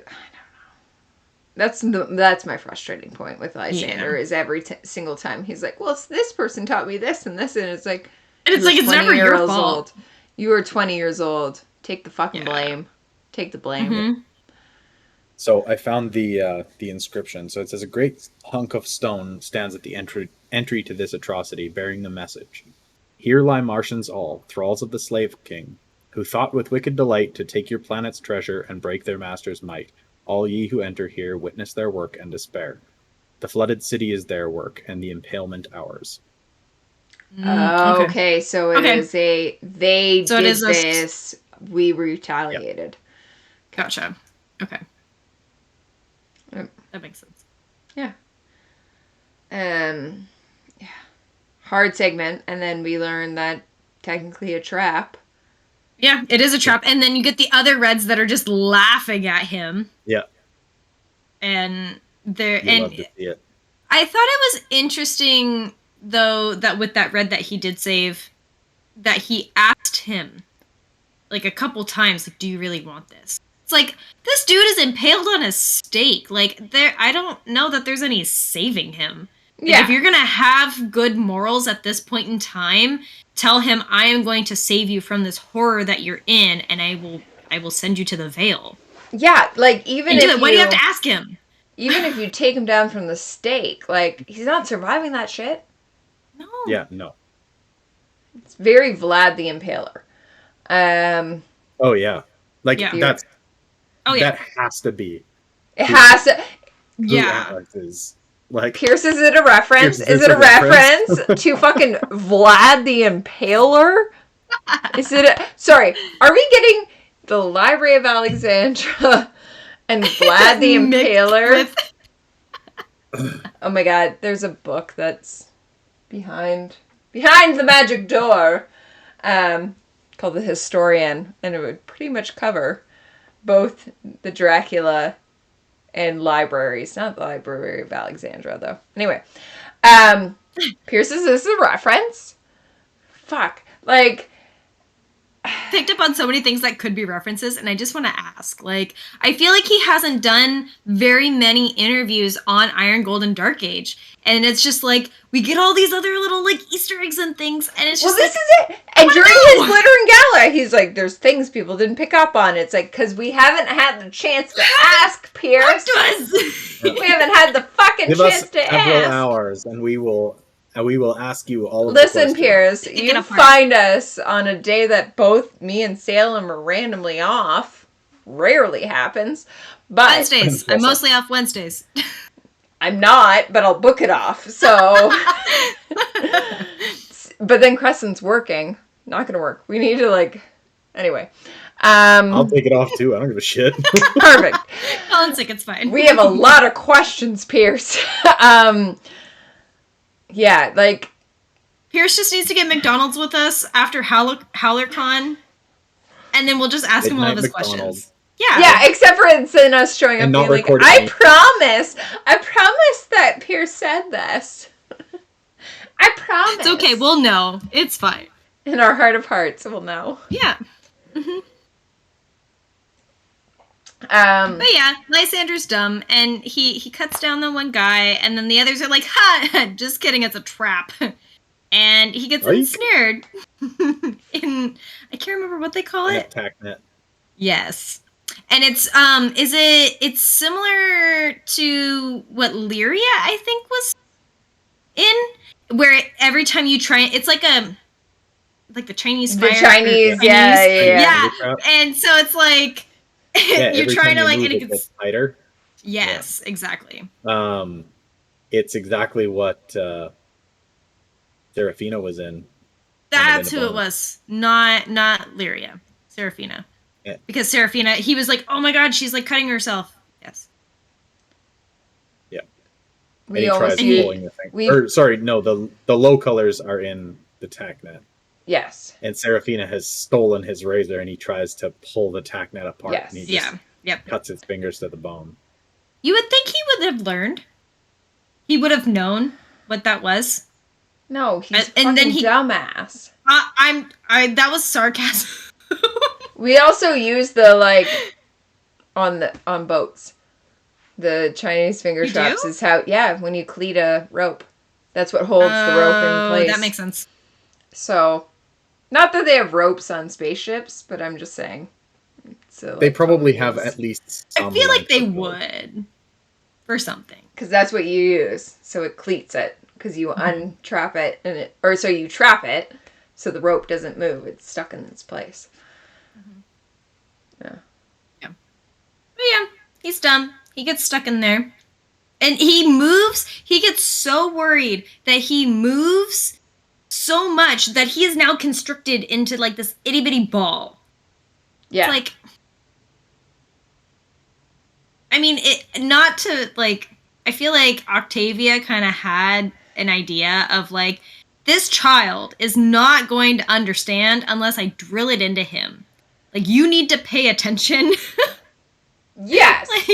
He's just fucking stunned. Yeah. But imagine if that child was raised by Lauren. Oh, yeah. I bet you Lauren 100% would go over what that is. And how, rather than just Octavia being you should know. Calm down, child. I don't know. Part of me is maybe Octavia was just frustrated with him the whole entire time. No, I think Octavia probably saw him as the perfect child, listening to his every word. But the issue is he's not taking that advice from anyone else. Can you imagine if he was 50-50 Octavia and Lauren? Fuck, man. We'd be screwed. He would have taken over the... Well, he hurt Aja, so it's okay. He would have taken Aja, he saw Aja like his mother. Yeah, but then he would have taken over the whole solar system, but instead Octavia is so in her own world of this is what is perfect, this is what is needed, throwing Lauren out the window, that's the issue. And it's if he had have learned from Lauren, he probably would have learned this weird Boy Scout tactics is what I'm going to call it at this moment. Yeah, he didn't really get thrown out in the wild. No! I feel like Lauren would have been go play outside. Yeah, go find my griffin. Have fun. Yeah. Good luck with that. Yeah. And so Lysander then gets captured. Yes! Hell yeah, he does. Because they think that he is a Darrow sympathizer or part of Darrow's army because he had compassion for the Reds on there. So they're oh, okay, we're going to take you. Yeah, and then he's got a Sciantus-made razor. And they're so confused. Yeah. They're how would you even know what a Sciantus blade looks like? And he's well, the Minotaur had one, treated it like a thirsty lady.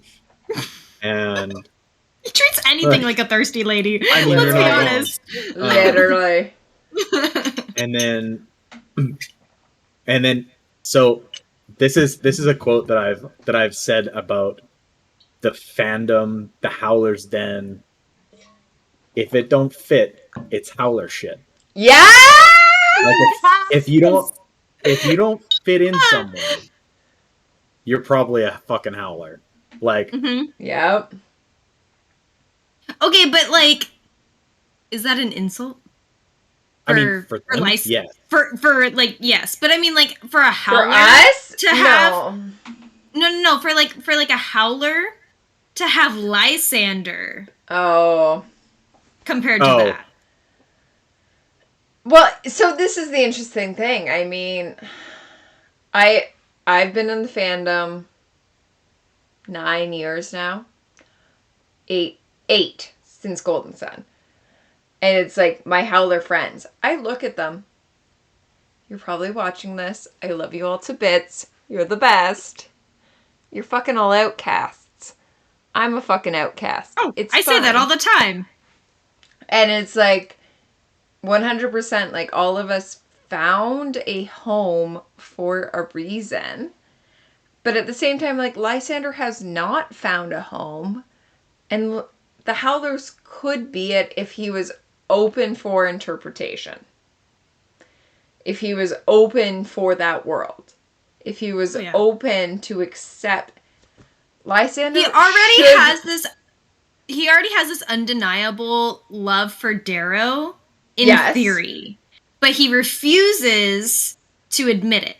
Correct. But then is also cutting down the people of the lower status. That I feel like is a thing of, you know, us Howlers know if you are a person of privilege, we will go and support those who need our voices. And we are seeing that as he is cutting down the Reds. We are seeing it, you know, sure, he's got his flaws. He goes and saves Serafina over everybody else. But we're seeing it through and through that those Cassius vibes are there. Yeah. He doesn't have any other friends. He doesn't have... And so, yeah, he should be a perfect candidate for a Howler. His one issue is that he is that loon blood. He thinks he's better than that. And if you think you're better than that, then, like, sorry, I don't know what to tell you, but the rest of us Howlers, we got nothing to have in common. Yeah. Yeah, we know we're not the best. Like, we know we're not above everybody else. Like, yeah. The way it is. And if you think you are above the best, then we are not going to have a conversation on that level. And that's where, at least in this moment, we don't see him showing that side, but it's really interesting that he clearly knows who his exiled cousin is. So it is revealed that it is Alexander. It is technically who he should be in that moment. Yeah. And he's not seeing eye to eye with them. No. Well, we don't know that, but we know at this point of he knows it's the estranged cousin. Yeah. Yes. Yeah, we get introduced to that. Brutalized, like, he's missing all of his teeth. He's missing an ear. Yeah. Like, he's missing both his ears. He's had both of his ears cut off and all of his teeth pulled out. Yeah. Yeah. And then I think his hair is falling out from the radiation poisoning or something. Oh, for sure. Yep. Yeah. So, but he still recognizes him. Because I think he even says, like, he would, like, if he had all of those features still, he would be, like, absolutely beautiful. And he's just like, oh, yeah, that's my cousin. Is it? I think... Is the fandom just... Total side note. Is the fandom just old enough at this point that we idolize Cassius in such a way, but not Alexander, because we all go, oh, he's 20? I think so. Like, I feel like if maybe we were younger, if we were when we first started the series, it probably would be the same. Because, like, I don't know, I'm not checking out 20-year-old kids. Like, No! They're kids! Cassius, that's what they are! Cassius, we're still like, all right, you're 30 now? All right. You're aging like a fine wine. But if you were to pick up, I'm just thinking of my nephew who is picking this up at the age of 17 is probably going to get to Iron Gold and be like, so Alexander. Oh, Alexander. Okay. He's 20? That's fine. And then the rest of us are like, fuck, this young child is supposed to be hot. I'm not seeing it. No. Like, he may be cute, but I don't think he's hot. Yeah. Anyway. Yeah, it says, even with both his ears missing and half his face grotesquely swollen, I can tell he is around my own age, and that he used to be a handsome man. Staggeringly, I wager. Yeah. Mm-hmm. Yep. For me, though, that, backtracking a little bit, so after he has now been captured and the Reds are still laughing at him, on the stakes. He then changes his understanding where he literally is like, I'm not trusting anybody. I'm not going to be nice to anybody. And I will never, I can't remember the exact quote, but he pretty much is like, I'm never going to do anything nice for anyone ever again. And it's that one singular moment where he's like, I literally went and did this great thing for this one person, but now everybody else is laughing at me, and I can't handle that. So I'm never going to do it again. And I think that's where I'm like, I don't like you as a character. Like, yes. I didn't really like you before, but now that you're literally deciding off of that one action that you had and that one experience, because you were embarrassed for whatever happened, I can't. Like, if you're going to turn on a hat like that, I can't do it. Yeah, that's entirely fair. See, for me, that moment was the, like, oh, he could show empathy, but as you twisted of, like, he stopped showing it the moment he's embarrassed. You're correct. That 100%. Like, go see a fucking therapist, man. He won't. Like, he thinks he's too good for it. Oh, 100%. That's the issue with the golds, as we see going through this. That. Yeah. Oh. All right. Is that it for Lysander? I think so. I don't know if Crescent's looking for a quote or not. Yeah, there actually isn't one that's like, straightforward. Yeah. It's like a big internal monologue. Yeah, it says, heir of Selenius, eaten by birds at the feet of Reds because he tried to be merciful. Lesson learned. Yeah. It was my guilt for the Vindabona and the helpless people I'd left for the Obsidians that distracted me. I should have known about the mines. I see those victims I abandoned now on the hill, lying tack nets, watching me with smiles, waiting for me to join them in death. All those lives lost so I could save Seraphina, who ran to her own slaughter with a smile. And then the Gorgons show up. Right.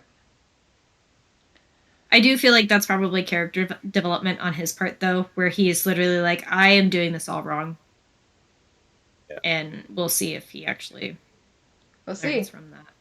Oh, Alexander and Lysander are currently together, though Lysander knows it. Alexander does not. Do we have any other comments on Lysander?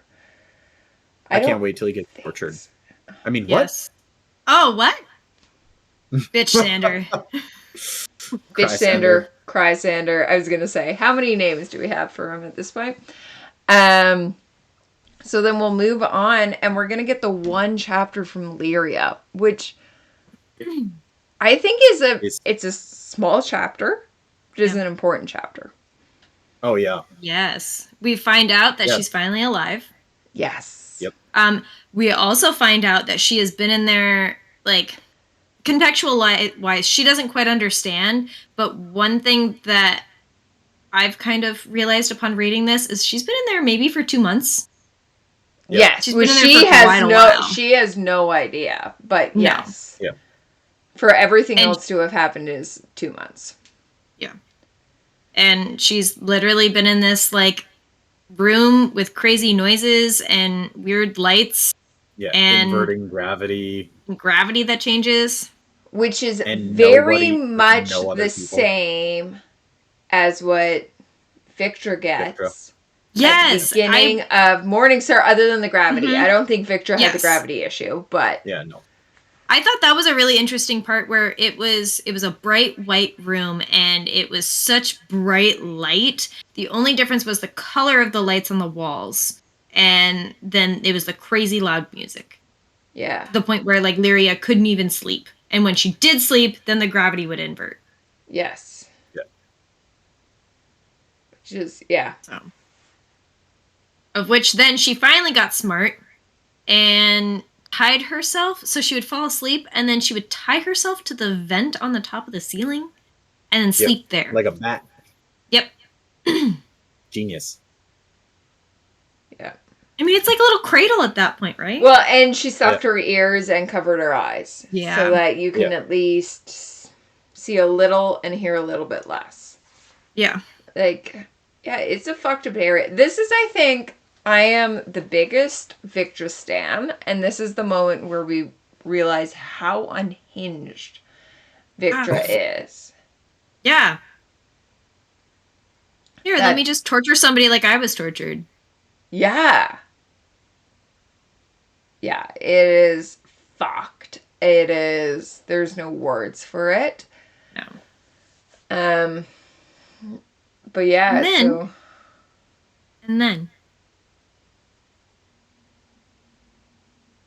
then we learn, then we learn that there's things in the vent. Well, yes. Okay. First of all, hang on. Okay. Before that, we get a little bit about Lyria's relationship with herself. So she basically decides to stop being a victim and fight. Yes. Like she had given up on eating. Like she didn't give a shit anymore.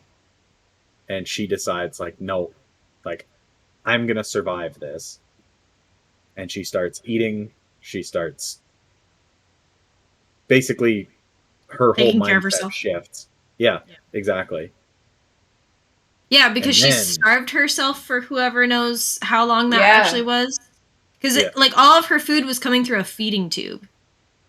And so she refused to eat it for the longest time. Yeah. Yeah. And then gets a note. From our friend Volga.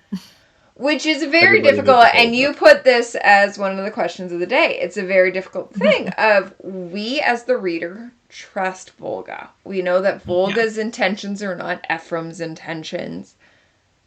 Lyria sees Volga as the person who shot Cavex. Yeah. But she also sees Volga as the person that had resentment, I guess you could say, when she was putting her in the car. Yes. Because she struggles with that, where she's like, okay, Volga is this killer. She's an obsidian. But yet she had some sort of sympathy and empathy. Yeah, she looked tortured when she put her in the car. Yeah. Yeah. So I think Lyria really, she's similar in age to Lysander. Mm-hmm. And I think they're both at this point in time where they're really struggling to find who they are. And I can't remember who it was that said it in the den, because a lot of people chimed in on it afterwards. But there is a lot of self-discovery. Yeah. In all of these books. And Lysander and Lyria are prime examples of this in this section. Yeah, where for sure. They're trying to figure out who they are, what their purpose is, and what side they're on. Yeah. So yeah, Lyria is, she says it a little bit later in the book, but she's shy 19, which means she's 18. Yeah. And then I found the quote for Volga. Suddenly, all I can remember of the woman is the hollowness in her eyes as she looked down at me in the back of the air car. That was a soul ripping itself to pieces. I know because I felt it too, because I wore those eyes when I knew what Ephraim had used me to do.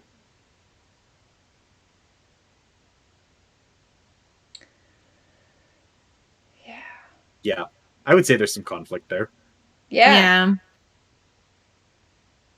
Yeah, she said, was that Volga's truth? Did she feel the same shame I did? Could it be I wasn't the only one used by Ephraim fucking Horn? That's what I love is, I don't know why, linguist side of me, is the insertion of fucking into a word. Like, it's a whole thing that you have to take out the T. So it's no longer Ephraim T. Horn. Ephraim fucking Horn. Like, it's so much more impactful. Yeah. But also, her response, though, is that it's Lyria, you may remember me, which I take as almost sass. Of, oh yeah, absolutely. Yeah, you fucked me over. You screwed up my life. You did this. Like, it's very interesting that that's the response of like, this is who I am. Good luck. Yeah. I think the voice actor who plays her did a very good job in that scene of conveying that. Like, yes, you might remember me. Yeah. again, like I said at the very beginning, probably before we were recording, but I really like Lyria's voice actor in this one. Mm-hmm. It doesn't have the red inflections of like no, the you're Irish. saying it's no longer Irish, it's now Essex, but she is good at the inflections. Yeah. Yes, she does a really good job at inflecting in the right spaces for Lyria's hatred and her anger and frustration and stuff. And I think it's really good. And I think she does a great job. Yeah. I genuinely, it's very interesting that I don't know if I would have noticed the difference, because what Lysander's voice actor changes, and to me he grows 10 years. Yeah. Oh, and yeah. I don't think the character grows 10 years. No. Lyria, on the other hand, goes from being Irish to Essex, and I only think I caught that because, so previous to this episode airing, Cress and I will have recorded with Jenna Sharp, who is the Mustang for the graphic audio read through, and she pointed that out. And I don't think, as much as I know Britain, that's the comedy I watch, that's everything, from 2 weeks ago when I heard Lysander, or three weeks ago. It's been 3 weeks since I've heard Lyria. I don't think I necessarily would have caught that it is a change in the voice actress, which I think speaks volumes to the new one, that she's no longer using a Irish accent, but she has the same anger, the same inflection in the Essex accent. But I only caught it because Jenna pointed it out, and I was like, oh, interesting. Like, but Lysander's, because it is back to back, that it's like you grew 10 years. Yeah. I think I'm getting more used to it now that I'm listening to it more. Like, it's starting to make more sense, but I do like the Iron Gold Lysander more. Yeah, he just seems more childish. It made he seems more less sense. pompous.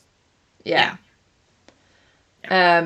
But yeah, so but Lyria, whether or not you're going to read that in Irish or Essex, it fits. The anger fits. The monologues fit, and the "my name is Lyria, you might remember me" fits, whether or not that is going to be in Irish accent or in Essex, which is two very different tones. Yeah. Yeah. Which that's all we really get from Lyria. That's it. That's all. So. Yep, we get the one short chapter and that's it. Toodaloo. Which then leads us into the very long, probably the longest of them all, and we've been recording for 2.5 hours. Ephraim. Crescent took a work call. There were some bathroom breaks. It's fine. It'll be 2 hours at this point. It'll be fine. It'll be fine. As we get Ephraim. Yes. This is probably one of my favorites in this book. Like, I know I'm gonna find other favorites like as I reread, but this section is probably my most memorable because so much happens. And we get the fun action in this section. Oh yeah. We don't get the death toll action. We get the fun action. I feel like Ephraim is finally, now that he's not on Zoladone and he's reasonably sober, he finally, his personality's finally showing. Yeah. And it's great. He's meddling. There's so much in this scene. He's weirdly good with kids. Who knew? Yeah. Yep. Okay, but can we talk about... so we start off immediately. Immediately. Him and Pax have a code. Yes, and they're in the peas, and then Electra shows up, and they're like, "We've saved some peas for you. We saved you peas." Yeah. All the squashed peas. All the squash peas. But yeah, like, he is now working to get Pax a grav bike. Like, he's working on that. He's getting a garage. Oh, fuck? Like, okay, but also I love this scene where he's really just bonding with Pax this whole time. Yes. Like, I love how Pax is found. Like, yeah, he's known Electra his whole life, pretty much, but like, Ephraim is teaching him not adult things, but like street smarts, in a sense. And I love that scene where Ephraim's like, man, that was a hard day. Here's a cigarette. And he's like, 11. I'm 11. You cured cancer. So we cured cancer. Which, not gonna lie, if they curing cancer, I would probably take up smoking. It just fucking looks cool. Not gonna lie. Yep. While cancer exists, I know I am highly susceptible. No. Not gonna do it. They cure cancer. Probably taking up burners. Probably gonna do it. And Pax takes it. Yep. Pax takes it, and he doesn't even cough. Yes, that's it. Like, it is not just like me. I am not gonna lie. 18-year-old me did not know the difference between smoking a cigarette and smoking a joint, because, well, so 18-year-old me, joints were decriminalized.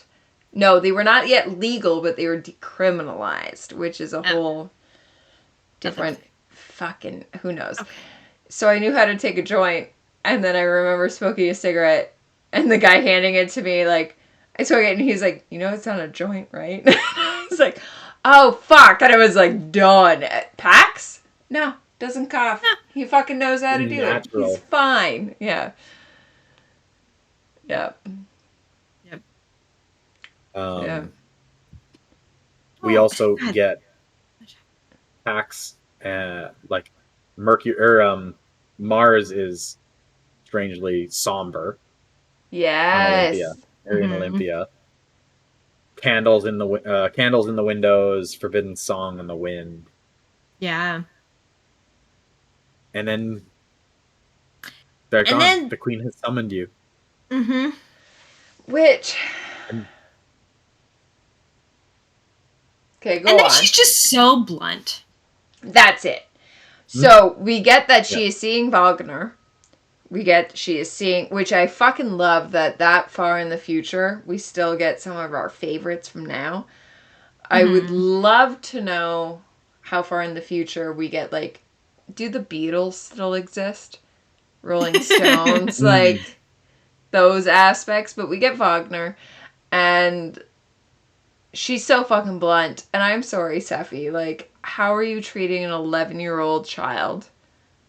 She doesn't have children, so it's just like, I don't know, like, I don't know that they don't really seem to describe Sephi surrounded by children. She's all surrounded by Skoogie. Yeah. And so I wonder if she just hasn't surrounded herself with them. But also maybe that's just how Obsidians are. Maybe they're just very blunt, and they're like, I would rather you just tell me the truth than lie to me. See, that's how I took it, because when we see her later, it's worded of how she's got both Pax and Electra, spoiler alert, on the back of Griffins, heading the Drake. Mm-hmm. And it says something about how she's good with kids. And it's like, no, you're fucking not 2 chapters earlier, in which you just, like, blatantly told one that their mother is dead. Yeah, she was, no, not even that she's dead, that your mother was slaughtered. Yeah. Like, no, you don't tell an 11 or 9-year-old that, like, and that there's no determined fate of your father, like, with Electra, because they don't know where Severo is. Yeah. It's just like, no, you don't. Sorry. You beat around the bush for fucking forever. I don't think Ephraim outright calls her out on it, but I think she does say, like, I'd rather him know than not. Mm-hmm. But it's a lot of bullshit that comes out. It's a lot of my anger. It's where I think I think it's where I lose Sephi on any side of, like, sure, you might have been doing it for your people. What the fuck are you doing right now for these 2 kids that you're holding hostage? And then just being like, yeah, your parents dead, so what's your worth anymore? What's your worth? I looked at my notes and literally it's Steffi tells the kids that Virginia was slaughtered. Language, ma'am. Yeah. Yeah. Yeah, she was butchered in the Senate by a mob along with my senators. Along with my senators. Like, oh, maybe spoilers. Doesn't she then say like, oh, I had a feeling something like this was coming, this is why I left? Yeah. Not long after that. Where she wanted to get out before something like this happened because they were too divided. Yep. It's fucked. And it'd be interesting. No. No, this book, 2019 is when this book came out, so I would have had the same feelings then and there. Okay. It's just interesting it makes me so enraged. Yeah. But it could also be, too, that she's so... I feel like Sephi is very confident in the way that she's treating Pax and Electra. Whereas, she's treating them more as equals than she is as children. Because she knows that they have been raised differently. And that they are mentally much older than they actually are. And True. I think I kind of posed that question maybe at one point where, is it... I think it was more of, why is she treating them... why is she having them train with some of the younger ones? Or even just against the Skoogie or any of her other, I guess you could call them just warriors. But, why is she having the children train against them and teach them these things when they're technically prisoners at this point? She has now taken them as a ransom for something else. So, what is the point of treating them the way she's treating them if she at least doesn't have some sort of respect for them? Yeah. Definitely on that of, she's holding for a reason, and I think that's the mutual response of, Mustang at this point is whatever, they're with Sephi, what she's gonna do. Yeah. And I think she already knows what Sephi's gonna do. In that return, Sephi's not gonna fully endanger them. We think. We'll get there. Hopefully. But I don't know, it's just... I'm also having... The fact that Sephi killed her own mother is probably also playing into this. That, she was probably 20. I don't know if we know how old she is now. No. I always placed her at the same age as Darrow, making her 33. So at the age of 23, kills her own mother.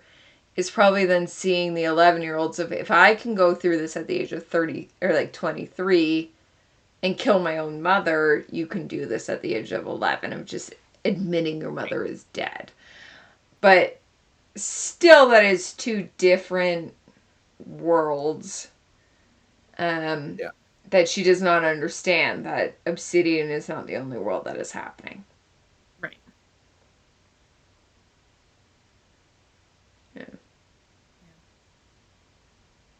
But, but then we get... So they've got a new mission. Yeah, they're gonna go get some helium mines. Get some mines, yeah. Because they want some power. Yep.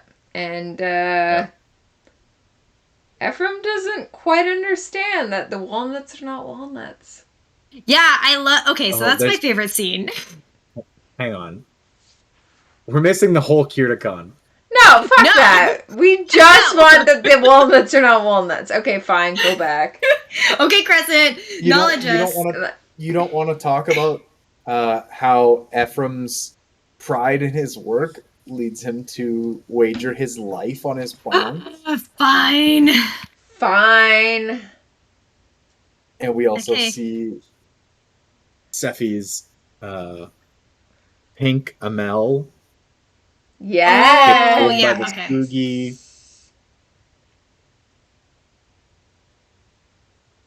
I feel like a lot Krista, of like relationship portion of this though is Steffi and Valadier do not see eye to eye. No. Okay, I want to know they are the most fucking their relationship awkward. is. Yeah. It's so like, is he not referred to as a concubine at one point? Is he not like basically like because I forget the term, but they're more, it's definitely a matriarchal society. Yeah. But like it's the women can have multiple partners, but it's frowned upon for the men to have multiple partners. And then you get the whole shebang with what's her face, Freyhild. Yeah, that's way later, but yeah. Yeah, whatever. I feel like that. No, it's been happening. Yeah, it's been happening because that's the whole reason this pink happens for the most part. Right. At least Ephraim thinks at first.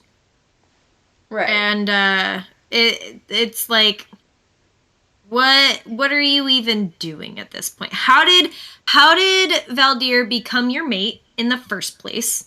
Yep. Why? What was that relationship? Was it like was it even out of love, or was it out of convenience? Was it out of necessity? Was it some sort of power move? Like, because even in the original trilogy, Sephi's by herself. Yeah. Like, we don't see anything from Sephi, and then all of a sudden you're like, oh, Sephi has a mate? Like, okay. And then it's like absolute chaos. Yeah. So yeah, and then Sephi makes a power move. Yeah, she also wagers her life on Ephraim's plan. Yeah. Yeah. Which is entirely based on Pax telling Ephraim what to do, which is my favorite. Like, Pax is like, what not to do. Yeah, you're not. Make sure you don't bleed in the rib cage. Yeah. And then he's like, you're gonna. All the war braves are wagering a fraction of like battle, spoils, like a fraction of spoils, right? And then somebody challenges Ephraim, and he's like, no. Yeah. Yeah. Let me see it here.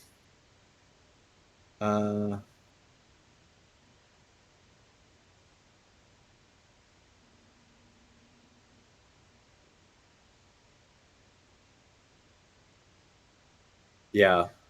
So Ephraim goes to put hair in the rib cage, and all the war braves say that there's no honor for a thief to risk. And then Ephraim gets mad. Professional, what does he say?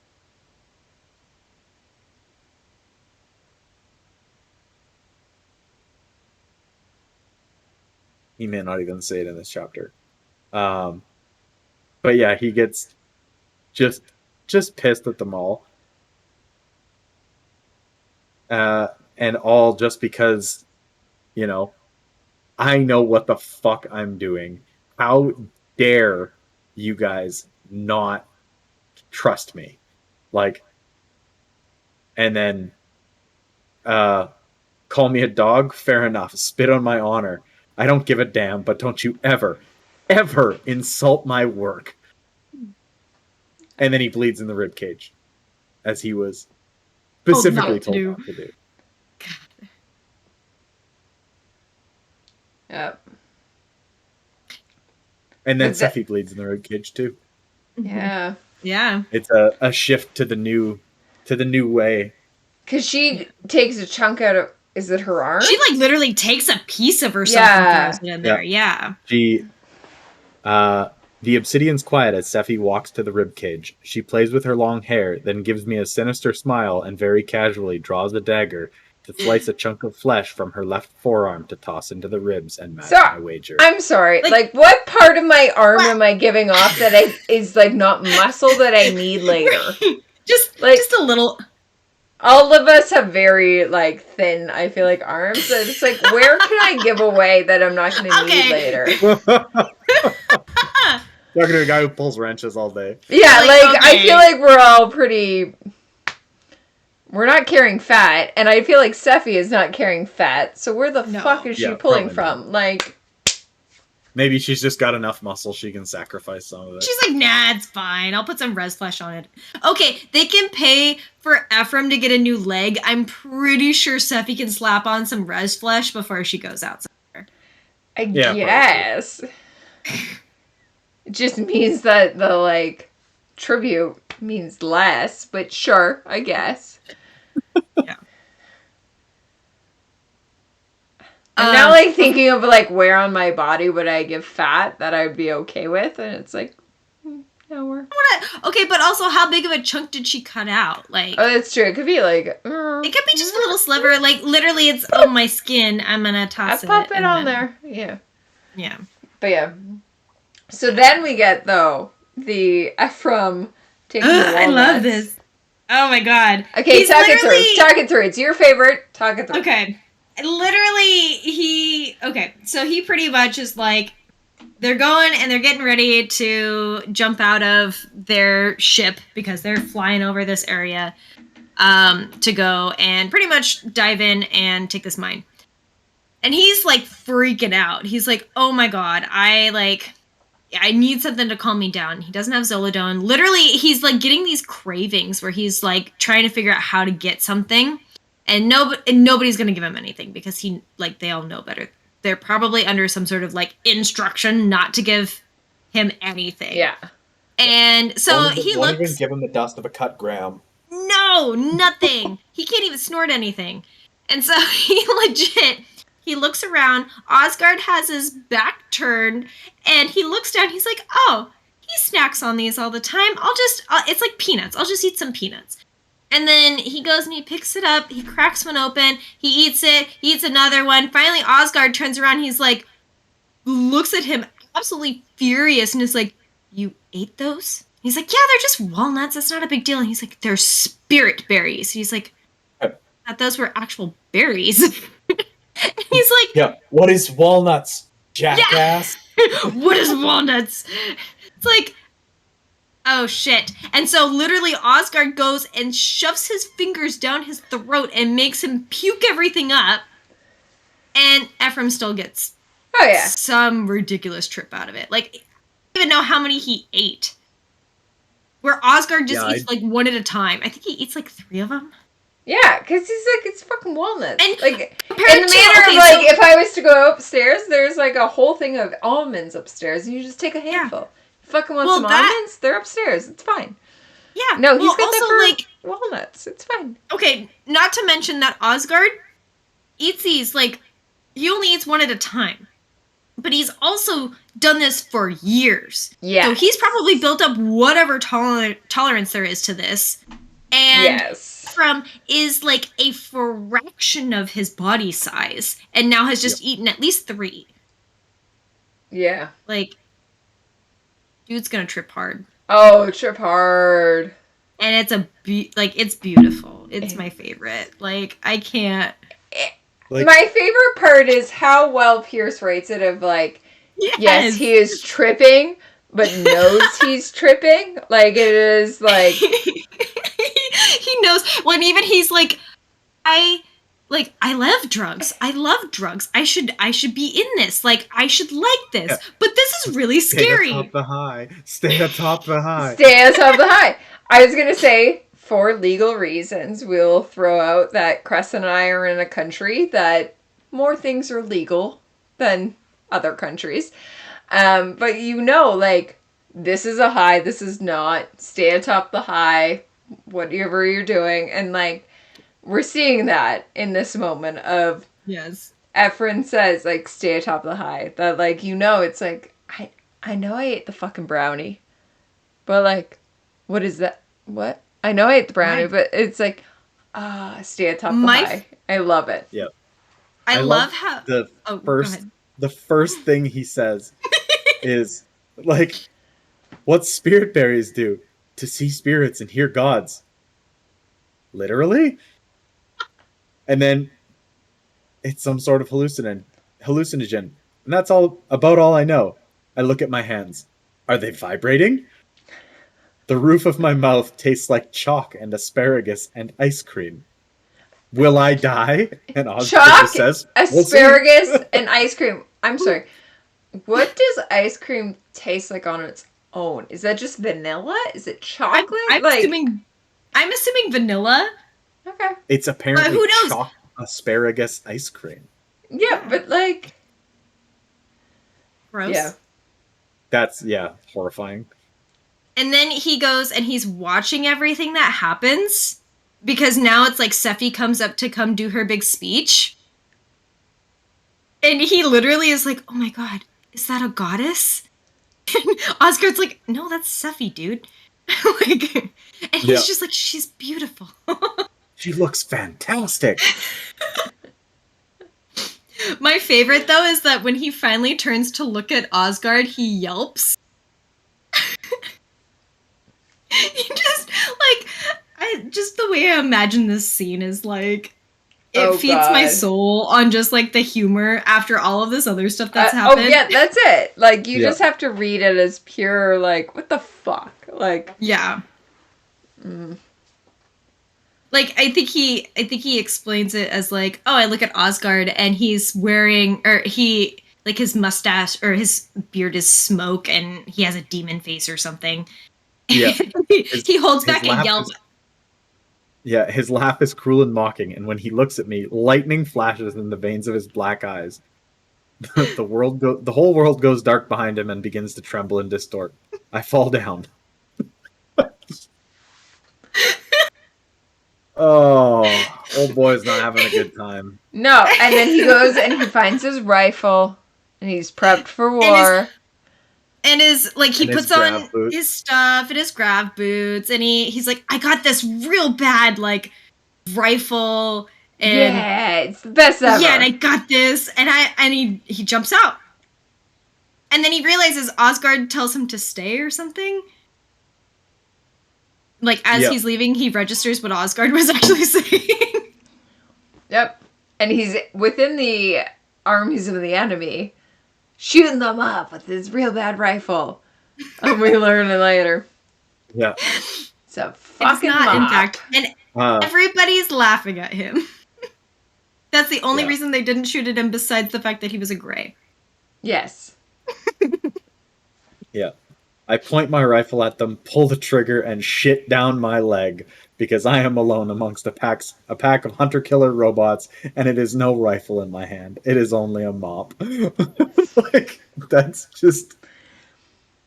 So this is the moment that I was like, I knew fucking everyone was going on about the mop, and you're going on about the mop, and I was like, I've clearly forgotten the mop, and then it registers. It was, to be fair, I think the moment that for me that it registered where it was like, oh, I've got this like killer rifle, that I was like, oh fucking hell, that's the mop. And then it was like took 20 more pages, and then like, it's the mop.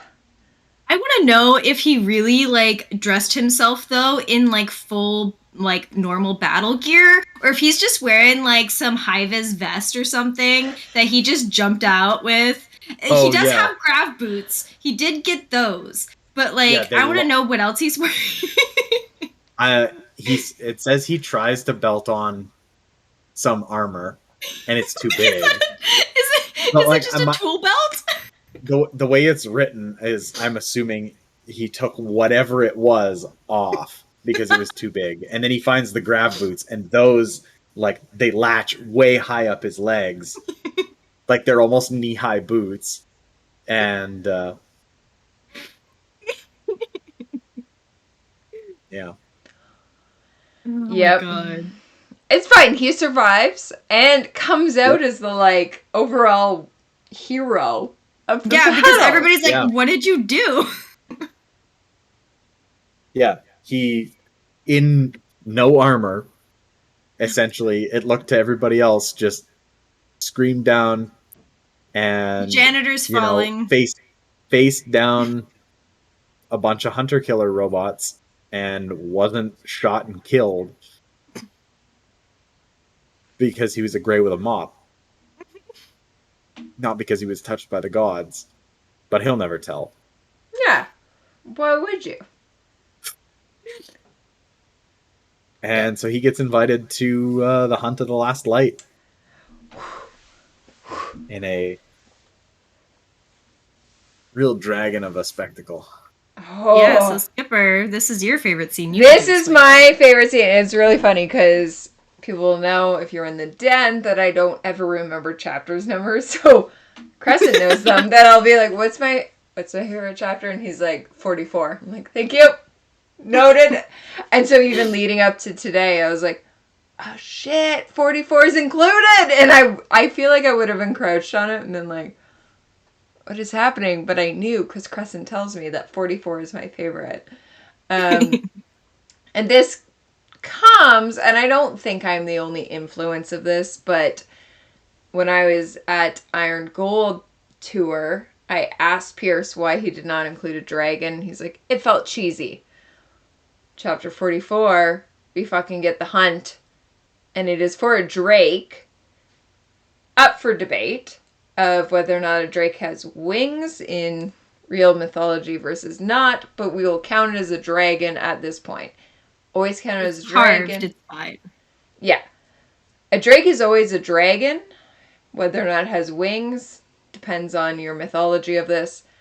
I am fucking obsessed with dragon Show us your mythology. shirt. So I am...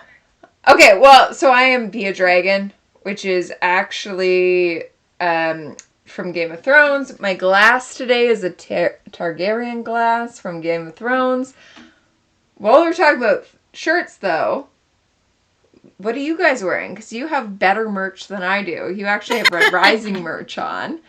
So Salem, what merch do you have on? I have, which is Den exclusive. It is June's Kitchen. Yes! In memoriam. So, in memoriam, which we learned from the gala that June did not survive after Red Rising. So rest in peace. But from that, Slink came up with this design, and honestly, it's my favorite. Yeah, it's so good. It's the so castle. good. It's the castle. It seals it all. Yes, it's the castle. It's June's Kitchen, Red Rising, established 737 PCE, House Minerva Bar and Grill in memoriam. So, it is available. We have a website now, which is super cool, which means we have merch. And it is howlerholo.net, and you can go buy your own June's Kitchen shirt, along with other Howler's Den merch. Love it. Oh, yeah. Lots of fun stuff. Yeah. Which also, Fade to Obsidian has some merch, right? Yeah, Crescent, what do you got? Sure do.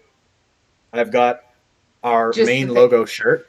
Yeah. I mean, first time on the pod, may as well show off the main logo. I've got a sticker. You got a sticker. Yeah. I got a sticker. So we're on Redbubble as just Fade to Obsidian. Yeah. We have this design. We have There's No Therapy in Space. We have I'm Here for either relationships or spaceships. Pick your choose. Key. You have to choose between me and Crescent. That's, it's up for debate, but we'll watch. We'll watch and see if you're here from the relationships or the spaceships. Well, we also have a Slink design that is Catch These Helldiver Hands. And I am obsessed with it. Yeah. I love it so much. Yeah. She did such a good job with it. We love Slink so much. Yeah, obviously Lit Escalates has the actual sigils copyrighted, so we couldn't use those. But we did blood splatters to kind of get that red aesthetic. Yeah. I think it turned out super well. Super well. I think both Howler's Den and Fade to Obsidian need to call out Slink. She is a member that has not been seen on the podcast, but is such a great Violet, and we love her so Yeah. much. We love Slink So- so Check much. out. In the last couple episodes, I've been wearing my Yes. concert. Yes, my I got mine too. concert tour shirts. That I've worn the Dark Age and Morning Star on podcast. Check out her Etsy store. It's Jess Lost in Books. Because they're awesome, and she's got pin pre-orders. Yes. Which I can't order because it says they don't ship to Canada. So I got to talk with her about that. But if you Venmo me, I'll order you one. It's her Legion pins. I'll just send her PayPal and I'll just pick it up at HallerCon. Yeah, there you go. Yeah, well, let's talk about HallerCon. Her Legion pins are going up. Her Legion pins are up. For HallerCon, the other thing to look at is Arctic. If you're in the Howler's Den, you will see, off the top of my head, forget her Etsy shop, but she is, if you're... Fire. Thank you. We will link all of this below. Yes. But for her, she's got candles going up that if you're going to HellerCon, you can pre-order so that you don't have to deal with the shipping and handling, which us Canadians know it's the bane of our existence. I just ordered. She has so many cool characters on there right now. She has Fitchner, which is guava and bubblegum. Which I ordered that one. That one, Victra is Petrichor and Moonflower. I think, gosh, Daryl was like a couple cool, like, almost not quite like sandalwoody. I think sandalwood was more like Roke. She says Roke is her favorite. Yep. Her favorite scent, because he's kind of like almost a sandalwood and library scent. And then she's got a Mustang on there too, which is it was like cashmere and some warm scents. And I think she's got one other on there that I can't remember. Yeah, probably Severo. Oh, Severo is Sriracha. Of course he is. Yes. Yeah. It's Sriracha and something else. It's so good. She did so good on all those sets. And so if you're going to HellerCon, she is taking pre-orders so that she can sell basically out of the back of a car.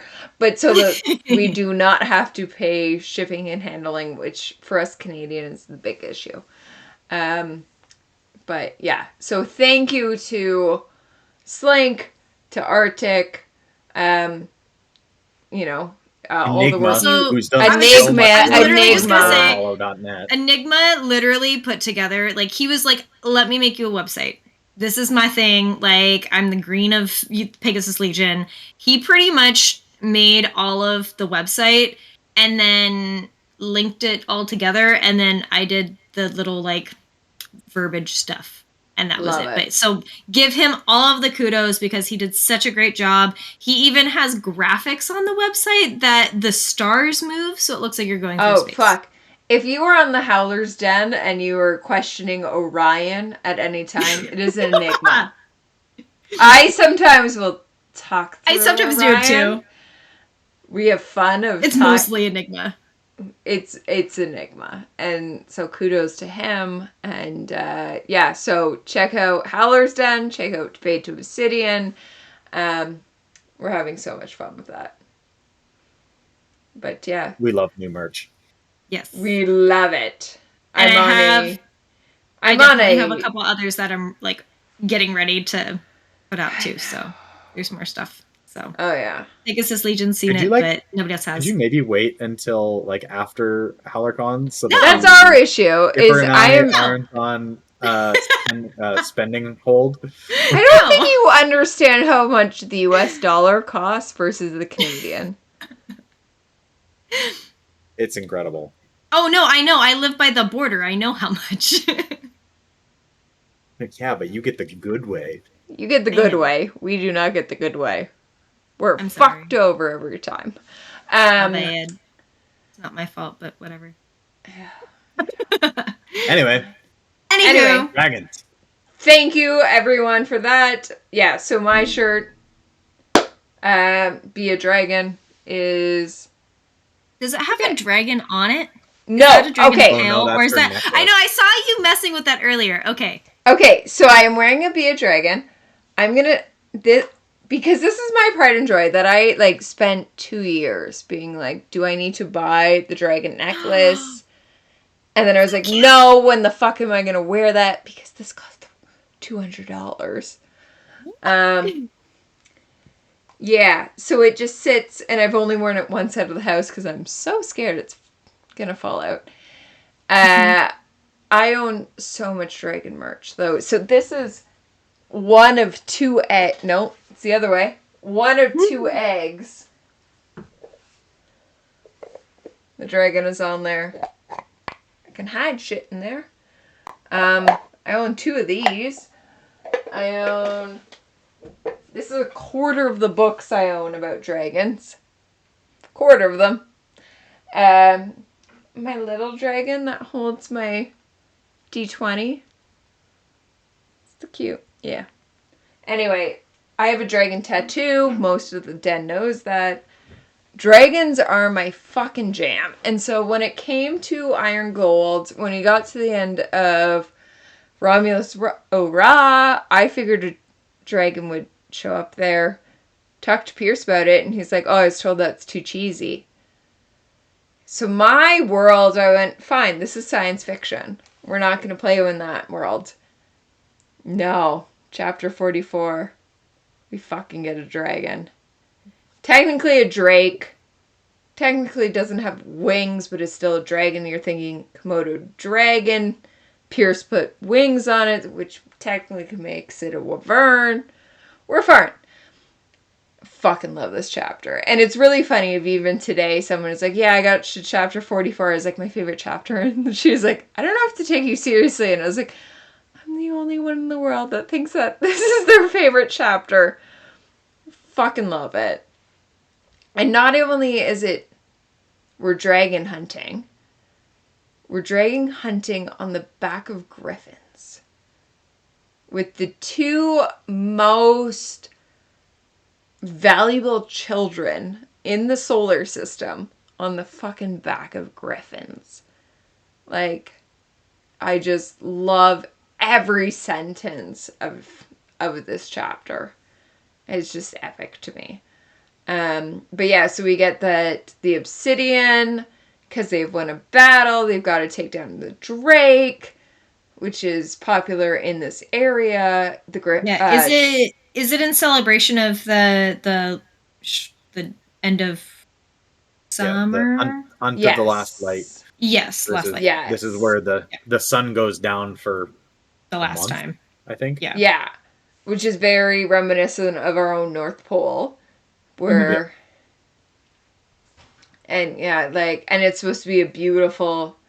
You probably get the green light across the thing. But yeah, so they hunt it down. And yeah, you get the Valkyrie, which do not normally hunt or hunting in this one. It's very, like, interesting because you get it from Ephraim's perspective and not a normal obsidian. But I'm just fucking in love with this chapter. I feel like I need your takes first and then I will add because I'm fucking in love with every aspect of this chapter. I like how even in this chapter, like, Ephraim is still so concerned about the kids that he's like, you're wearing your harnesses, right? Like, you have to wear your harness. And he's watching Pax for the most part the entire time. Yeah. Yeah. I think part of that is because Pax is riding with Zephy. Yes. And Electra is just, like, off with some random Valkyrie. And at the beginning of this, Xenophon is trying to talk to Ephraim. And Ephraim literally is like, I am trying to watch this. Can you not? And he's then trying to, like, give a history lesson. And he's like, you're standing in front of me. I want to watch this. Yeah.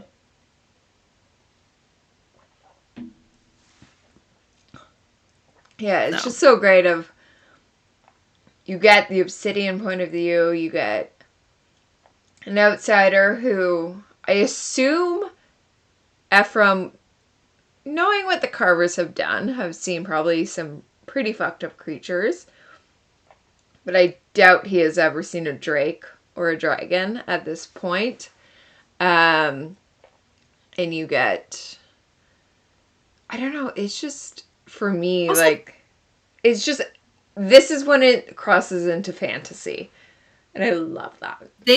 And also, these are just chilling on, like, one of the poles of Mars. Yeah! They're just Yeah, this like, is not the only one.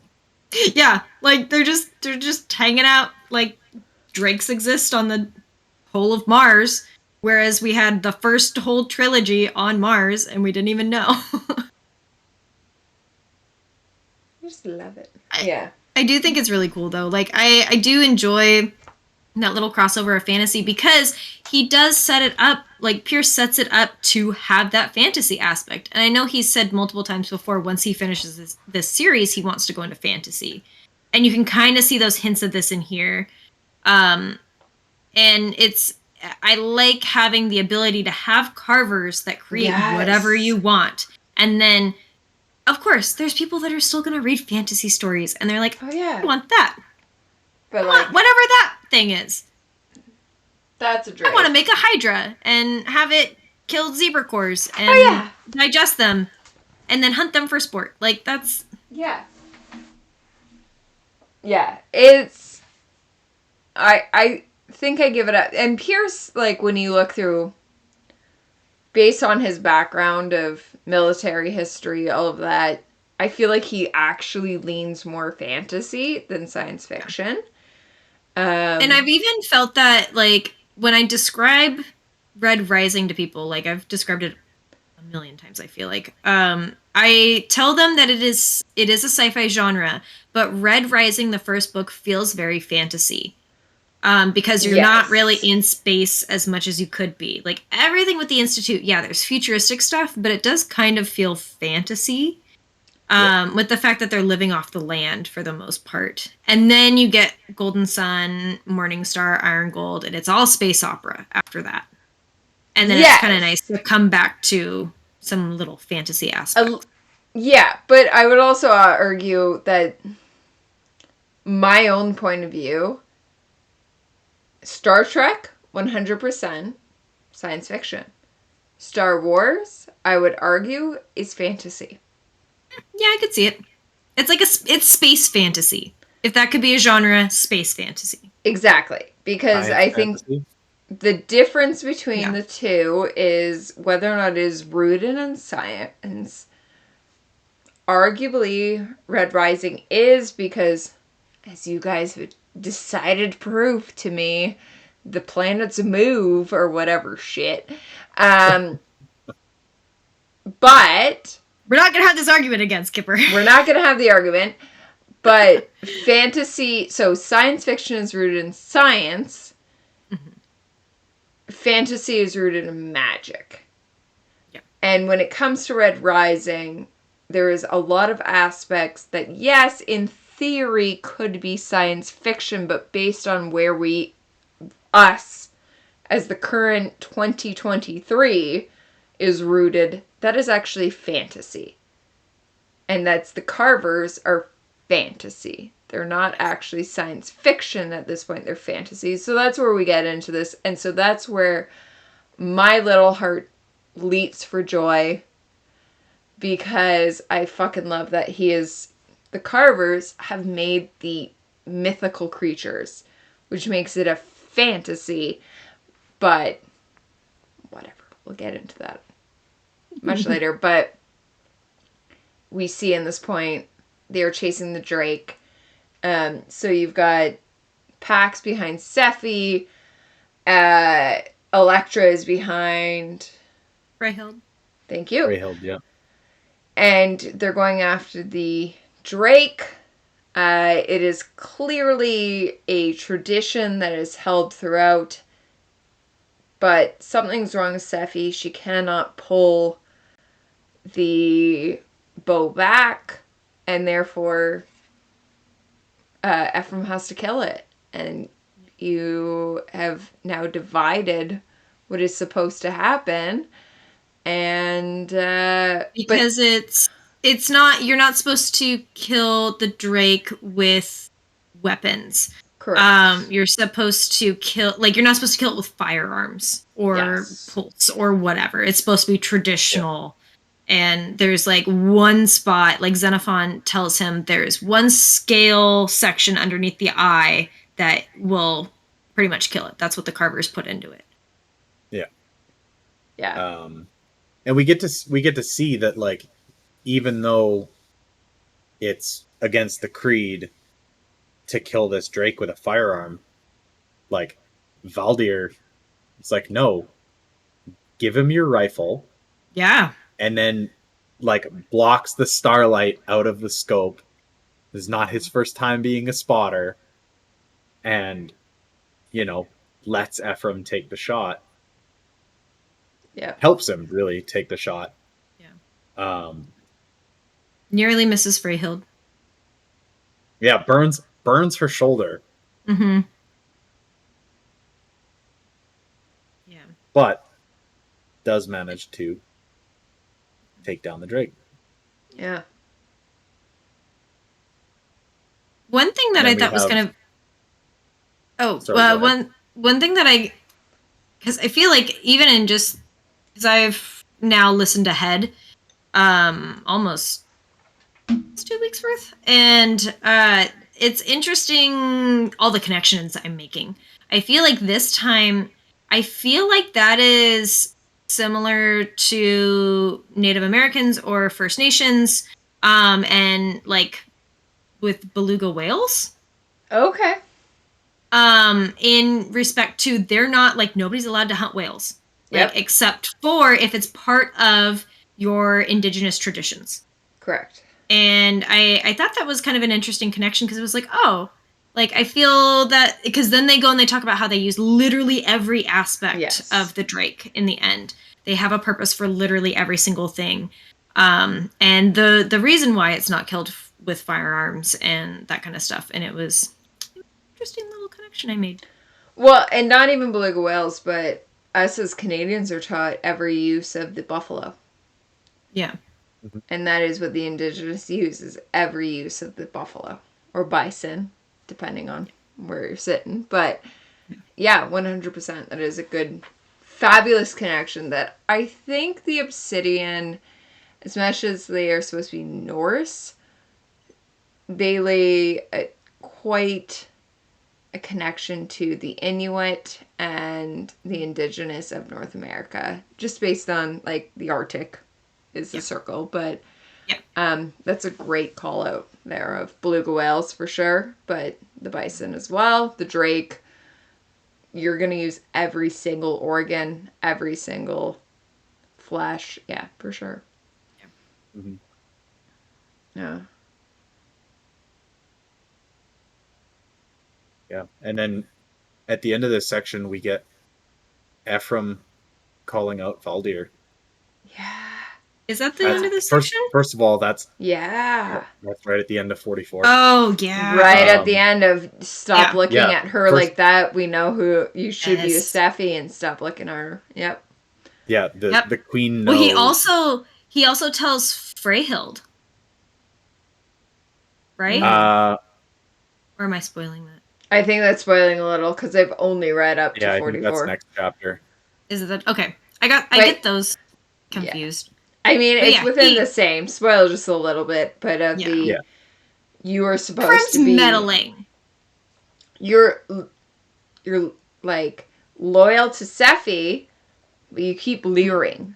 Is essentially what it is. Yeah. And it's pretty obvious. Yeah. You're not hiding it. Like, and I think he even he kind of points out where he's like, you're not sober right now, and I get that, but you should watch what you're doing, because even when you are sober, people know. Yeah. Now you're just being blatant about it. Yeah. Yeah, he says, it's not my business what you do with your cock, but at least have the decency not to undress Freyhild with your eyes like a titanium-hard teenager. Your queen doesn't seem the forgiving kind, and others notice, even if they're too afraid of you to say it. Yep. That's some fucking balls on Ephraim. I was just gonna say, for Ephraim to be like, put on it, like, I don't know. Valdir could probably just, like, squish him. Yeah. Oh, for sure he could.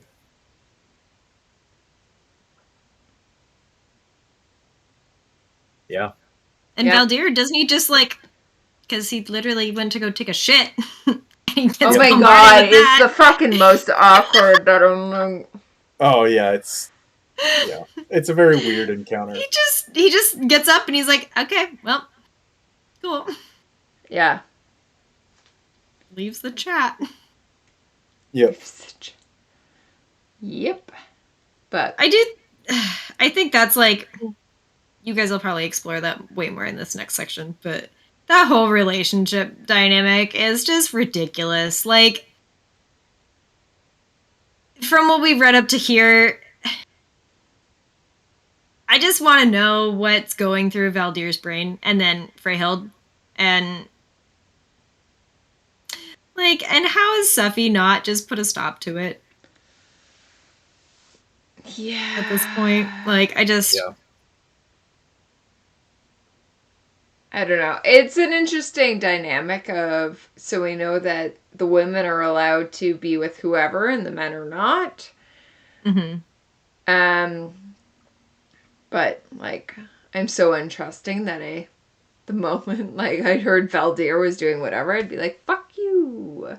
Nope. Like, yeah. Nope. But yeah, it's an interesting.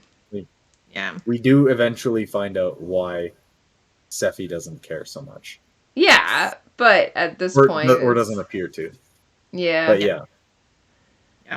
It's an interesting dynamic though. So deal with being done with this section. Your question in the den today was an interesting one about harmony, which I genuinely, it's in this section, but I forget where that it's like learn. It's about how it's kind of closer to the beginning, but it's about middle-ish. Yeah. So pretty much we learn the way that the Red Hand split off from the Sons of Ares. And so the Red Hand split off because they could not believe that a gold was the son of Ares. Yeah. So they did not believe that Fitchner was Ares. They thought that it was Neril. And so I think Harmony, leading the charge, went and was like, nope, I can't take that. We're not going to do this. And leads the charge of the people to then create the Red Hand. Yeah. And I don't want to say inflict, but carry out what they thought the Sons of Ares were supposed to do. Correct. So which I thought, like, I mostly posed that question today of, like, they really thought Neril was Ares out of all of them? So, like, that's it. Is you posed the question and I brought it up today just because I feel like this is the most in-depth question I've answered. I remain out of the Dark Age. A, because I have Red Lightbringer. B, because I always feel like my voice is heard over everybody else, and therefore let's give it a chance. But the one today was a very interesting one we got that. And for me, it is so interesting I can see it where it's like, you're mad that a gold came forward and is actually leading the charge of these reds. But for Harmony, she fucking knew what she was in. Yeah, she knew it was not Neril. So you're now lying to the legions. You are lying to those who are going to join forces, which I get. You want forces for your own reasoning. You're going to find that in however you choose. But it's just a very interesting question that debated all day today. Summit was in it. Fox was in it. Badger, myself, Cashew. There's a few of us that were in it just because it's like, it's just a very interesting question of social justice worthy. I get where Harmony's anger is at, but it's not going to solve anything. I think it definitely became more of a complex question than originally asked, which is really cool. Like, I think you guys had I was reading through it on my breaks at work, and you guys had an absolutely great discussion about it. Like, being able to communicate, like, well, I do understand this, but I think it could also be this. Yeah. And I think it was interesting to see everybody's points of view. And I think we all kind of came to the same conclusion at the end, where it was like, she's acting out of anger and then just writing it. And she has found her thing that she's going for, and she's just going to keep going. Yeah. Until she just either gets what she wants or destroys herself. For sure. Which is very sad, the complex of, you could side with Harmony for a lot of this until she hits that breaking point of, like, sorry, like, you're fighters with the wrong people. Yeah. Is what I personally see it as. But yeah, it was a very interesting conversation today in the den. Because of that, of why is she so angry, and do you sympathize with her? Versus, and I mean, calling out sympathize versus empathize. If you can sympathize with the person, but you don't empathize with them, of like, yeah, I understand why you're angry, but you're doing the fucking wrong thing. And that was a lot of the call out today. But it was a very interesting conversation with that. And the discussion about, for me, like, if Io would have done the same thing, and if Lyria, and I think Lyria, if she was not Gamma, would have been red hands. But it's a different conversation. Crescent, you were going to say something. No, I wasn't. Oh, okay. I was agreeing. Oh, I was agreeing facially. Yeah. Oh, perfect. Yeah, it's one of my favorite conversations we've had in the den today, of just the meeting of different minds coming together in a dialogue that came to the same conclusion of, what Harmony is doing is harmful, but I understand her anger and her passion behind it, versus what Darrow as a red, Lyria as a red, all the other reds that have now followed behind Darrow, what they're following behind, and the conclusion they are coming from is, okay, let's join with this to make forth. And that doesn't necessarily mean that what Darrow and Mustang is doing is the correct answer. We've seen Lyria question that time and time again. But it means that there is a better answer than just openly slaughtering everybody. Yeah. Which is what Harmony is 100% doing. Yeah, 100% doing. Yeah. Yeah. But it's making those allies in the right places and accepting the help from where it is needed, versus the open slaughter of not just the reds, but my point today was, like, Harmony's fine with the death of the yellows, which is essentially the Red Cross, if we're going to continue it over. But yeah, I just loved today's conversation. I just wanted to bring that in because we have not done out of context for most of Dark. Just because timing. We've been pretty ahead of. We're so ahead of it. Then. And we'll bring out a context because I appreciate that so much, but we've just been so ahead that we haven't had the chance to, and I wanted to bring the den's perspective into that. That was the conversation today. It's a good discussion. Yeah, it was great. I think another interesting thought that I had when asking that question or posing that question, that I just didn't outright ask, was I think it was interesting that they thought Neryl was Ares. Yes! Who's But supposed to be a fucking drunk? Well, yeah, that, and so he had been in the mines. He literally, for all of Darrow's life, was in the mines. And so why Neryl? Why not Dancer? Oh, because Darrow even thought at the beginning when he met Dancer that Dancer was Ares, and he called him out, and he's like, "Oh, you're Ares, aren't you?" So why wouldn't the rest of the Red Hand also think that? Interesting. That's a good call, because I immediately went, Harmony knows it's not Neryl. Why the fuck are you putting in the Neryl? I didn't think about Dancer. That's a good call out. Maybe because Neryl is related to the Reaper. Yeah. Oh, yeah. And then they were also talking about how they really rose. So they found out that Fitchner was Ares, and then immediately we're like, no. And then Neryl died, and then they're like, oh, that was Ares, and then they just ran with it.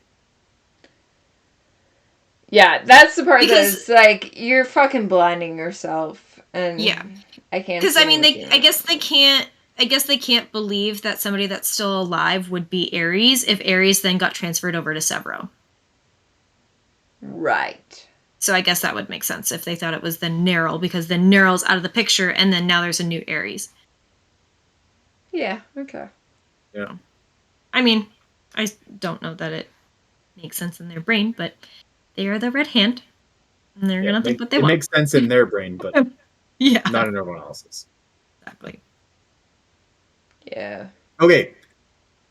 I'm cutting it there. Okay. We're at like 3.5 hours of recording here. Oh my god. And okay. We have covered everything very thoroughly. Yes. So, thank you, Salem, for joining us for this odd mid-book episode. Important Mustang talks, but minimal Mustang talks. Yeah. And thank all of you for tuning in. Yeah. Hopefully you got past the first week. 20 minutes in which, I don't know. I don't even know what we talked about anymore. Who knows, but... We just have conversations. If you made it to this point, we appreciate you. Thank you. Yeah. Yeah. Code word is 40, because that's, I'm looking, the 40 Creek bottle. Code word is 40. Message me. You'll get nothing out of it, but you will feel special. Yep. So. Actually, maybe we'll shout you out the next episode. Yeah. Yeah. You say the word 40 to us. Word 40. Yeah. Only because I'm looking at the 40 Creek bottle up there. So. All right. I was going to say dragon, but. Way better. No, fuck 40. Dragon. If you have made it to dragon, message us. It seems too obvious. Whatever. We're going with dragon. We're going with dragon. Like and subscribe. Thank you. Yeah. Oh. Okay. I'm off. Yeah, I gotta work in 5 hours.